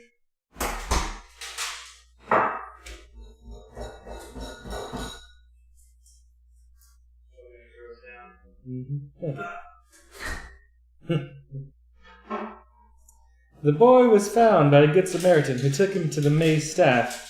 They tried. There it is. Somebody else found the kid. They're like, hey, I know whose kid that was. Oh, we accidentally forgot him. Not quite. They tried to locate his parents, but they were not at the maze. The boy appeared to be fine, but was taken into Child Protective Services. The parents did not call police until Tuesday morning and told them the child might still be in the corn maze. The fact that it took so long for them to realize the child was missing was it purely an accident? What were the circumstances? These are all questions the investigators want to ask. Yeah, no. These fucking parents, intentionally left their goddamn kid in the corn maze. Yeah. I mean, exactly what you're saying. They're probably we'll leave him in a corn maze, he'll get found by somebody, nobody will be able to trace him back to us, and we get rid of our problem.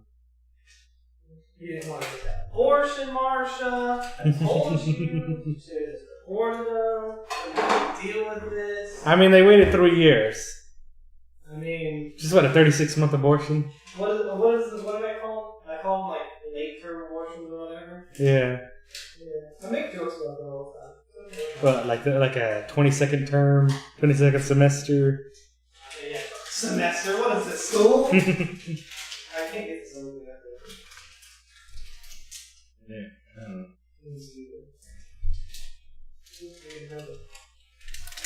know. I want the fucking candy. Ooh, it's candy. Ooh, piece of candy. Come on. Yeah, let me take a crack at it. You had a knife. I had one. There's a key word in that sentence. Had. And knife. I hate these things, so they don't. It's oh yeah, rip it here. Well, the rip tab is far above where it actually needs to be ripped. So it's absolutely useless. Drops? Mm-hmm. These hard? Mm-mm. They're little candies.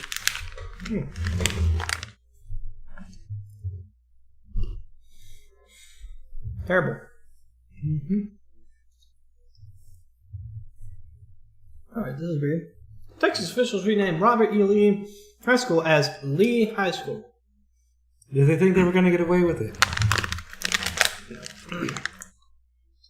San Antonio. Officials at San Antonio School District have voted to rename a high school because of its ties to Confederate General Robert E. Lee. Some say it doesn't change much. That's probably where they guide it to, is just Lee. Mm-hmm. Well, of course, they wanted to still have a reference to Lee, so they tried to subtly change the name. It's it's obvious what you're trying to do. You're not going to get away with it. Yep. They should have just not changed the name at all, to be honest. What's wrong with having... Well, it's interesting enough. Robert E. Lee himself, when asked about monuments to the Confederacy, said there should be no monuments. They said that he said himself that all monuments should not exist. He said that let it be wiped from history that there was ever a problem with the unity of the United States. Let the country heal and get rid of its acknowledgement of strife. Yeah, but if we don't acknowledge the fact that we had strife, then we don't acknowledge the fact that there was failure before. But it's an integral part of history that South lost or whatever. Yeah, the South lost. Yep. The South were losers and traitors. Mm-hmm. And we're honoring the losers. It's fine, I don't care. History can't always, history favors the victor for sure. History's written by the winner. That's what I say. That's true. Especially Ed. Oh, there we go. Northeast Independent School District trustees voted Monday that Lee High School will be renamed Legacy of Educational Excellence High School. Wow. So the acronym is Lee High School. Board President Shannon Grona says the name is a compromise that retains the school's history and lessens the expensive process of renaming and rebranding the school with a completely different name. Yeah, that's true too. Trustee Ed White said the acronym defeats the renaming purpose and amounts to trying to put lipstick on a pig. I'm not sure if that's Yeah, he's right. I don't know if that's a good reference though. I mean, that's the country reference. Is trying to put lipstick on a pig. I mean, it works. Trying to pretty up something that isn't going to be pretty. Works for some people. Ask Trooper what he does with his guts. That's what Goat says. Zing! I mean, unless he's a Satanist and likes Baphomet, then he's good. On a scale of 1 to Baphomet, how Baphomet are you today? Meh! Lucifer. There you go. The recent debate over the school's name was sparked by the violent white supremacist protests in Charlottesville, Virginia in August. Why is all this stuff stemming from the white supremacist stuff? It just really puts it in a sharp and negative light. I suppose. So, is that it? Yeah. That was it. That was depressing. Okay. Alright. Fucking tense. Yep. So, cost sharing health subsidies. Damn, those are important. Huh? In a blow to Obamacare, White House announced it's ending the cost sharing health subsidies. That's the entire point. Vice President Pence's NFL game walkout used to help fundraiser for President Trump's re-election.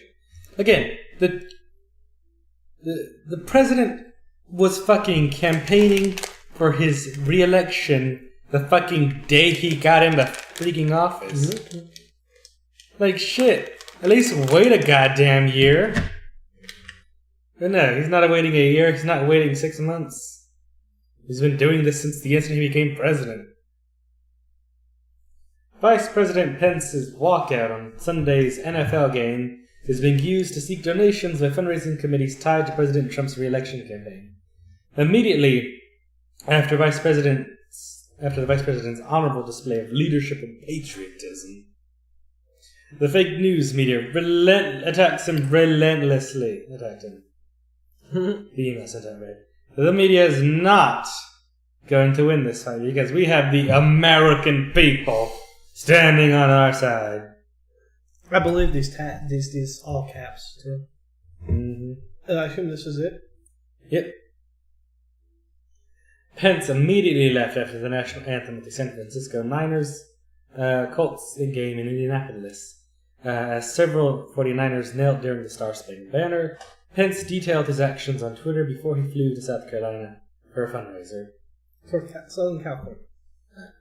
Southern California. Although it could also be South Carolina. I guess. And there's the letter there. In a conference call with reporters on Tuesday, NFL spokesperson Joe Lockhart said that NFL executives, team owners, players, and fans are irked that the anthem protests initiated by players to highlight racial inequality have become political fodder. I think we're frustrated when it becomes part of the debate that isn't really about football, Lockhart said when asked about the fundraising effort. I think I'll leave it there. Lockhart was asked specifically about Pence's early departure earlier in the call.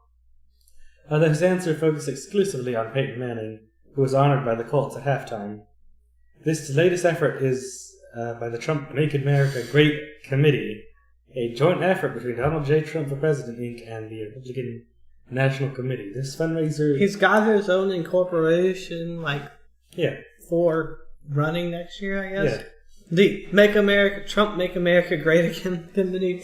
Jesus fucking Working Christ. with These are so Donald J. unoriginal. Trump for presidents. Yep. Yeah. Wow. Do you stand with Trump against this media who's trying to go against him? Do you stand with him? These are the kind of emails I get from the NRA. This great so I country. signed up to one NRA raffle for free once, and I just get spammed on my main email account by Say the yes NRA to needs you. The government's trying to come take our guns. Come here to sign a petition. I've signed a couple petitions for some things, whatever. However, but they're mostly like this, and they're silly, and I just laugh at them. I can laugh at the subject. Do you stand with President Trump? Does it look like I'm standing? Booyah! That's what I think about you, Trump, and Trump's America. Suck it. Anyway, carry on. Well, that's it. So, all right. Well, that's it. I want to cover the fucking the Eminem diss track and Trump song. It is. What makes Eminem's anti-Trump rap different? Eminem slams Trump and freestyle. Let's go. Let's see. Let's see what he's got. It's the calm before the storm right here. Wait, how was I gonna start this off? I forgot. Oh yeah. Just full screen. That's an awfully hot coffee pot. Should I drop it on Donald Trump? Probably not, but that's all I got till I come up with a solid...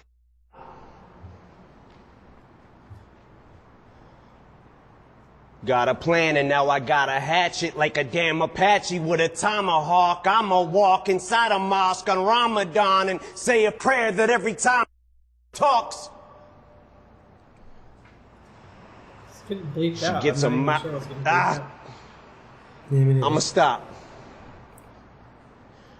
But we better give Obama props, cause what we got in office now's a kamikaze that'll probably cause a nuclear holocaust. And while the drama pops and he waits for shit to quiet down, he'll just gas his plane up and fly around till the bombing stops. Intensity's heightened, tensions are rising. Trump, when it comes to giving a shit, you're stingy as I am. Except when it comes to having the balls to go against me, you hide them. Cause you don't got the nuts like an empty asylum. Racism's the only thing he's fantastic for. Cause that's how he gets his rocks off and he's orange. Yeah, sick tan. That's why he wants us to disband, cause he cannot withstand the fact we're not afraid of Trump. Walking on eggshells, I came to stomp. That's why he keeps screaming, drain the swamp, cause he's in quicksand. He seems like it's like we take a step forwards then backwards. But this is his form of distraction. Plus he gets an enormous reaction when he attacks the NFL, so we focus on that instead of talking Puerto Rico with gun reform for Nevada, all these horrible tragedies, and he's bored and would rather cause a Twitter storm with the Packers. Then says he wants to lower our taxes. Then who's gonna pay for his extravagant trips back and forth with his fam to his golf resorts and his mansions? Same shit that he tormented Hillary for and he slandered, then does it more. From his endorsement of banning support for the Klansmen, tiki torches in hand for the soldier that's black and comes home from Iraq and is still told to go back to Africa, fork and a dagger in this racist 94-year-old grandpa who keeps ignoring our past historical deplorable factors. Now if you're a black athlete, you're a spoiled little brat for trying to use your platform or your stature to try to give those a voice who don't have one. He says you're spitting in the face of vets who fought for us, you bastards. I mean, I gotta give him props for being able to think on his feet. For being what? For being able to think on his feet. I mean, this is something I certainly could never do. I couldn't string words. No, freestyling is hard.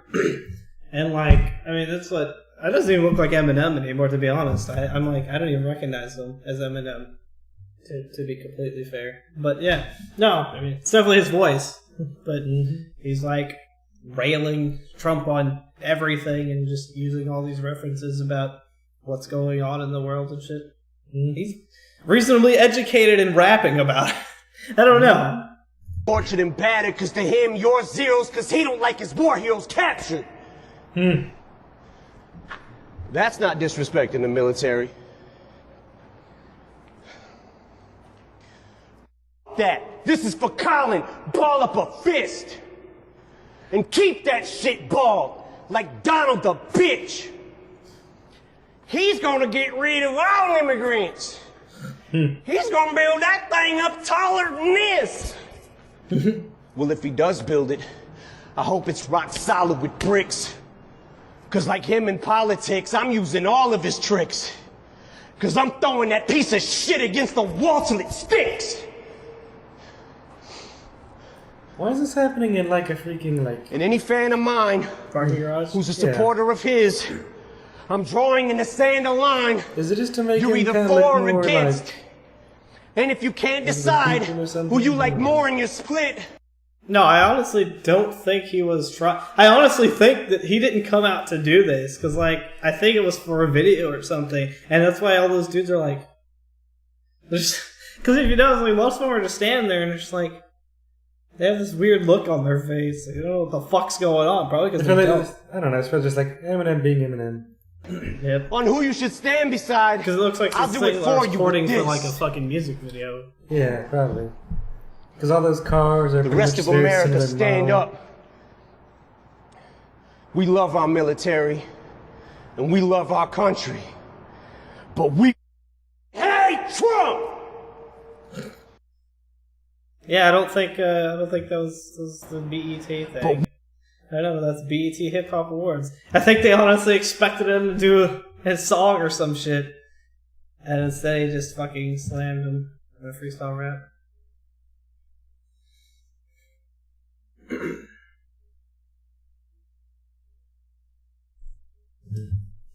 Well, anyways, that was decent. I don't know. Decent for a freestyle and decent for quality. On that note, we will see you guys next week, next Thursday. Table Talk Thursday, episode 28, doing who knows what, whatever else happens in the news. Yeah, so thank you, ladies and gentlemen, for joining us this evening for episode 27. Check us again, episode 28 next week. We hope to see you there, and have a good evening. You know, this is something that's going to be weird. It's like, how does one host, sometime dual streaming, to Mixer and Twitch? How do I host? I don't even know how to host on that. You can probably just only get to host on Oh, I just realized High Kick was talking, like, now. He had stopped talking a while. No? Oh, you know what? Oh, I guess the restream chat stopped working. That sucks. Back to Osu, playing a bunch of songs, I rank songs, see them. True for market, Blue Fire would be everywhere, dance, attraction until after the mech battle is done. Okay, see? Yeah, I didn't see all those because the robot didn't pick all the stuff up. Shitty robots. Ben Shapiro for 2020. I don't know. Whatever. You know, it's just Yep, alright, so have a good night, everybody. We'll see you on the next battle.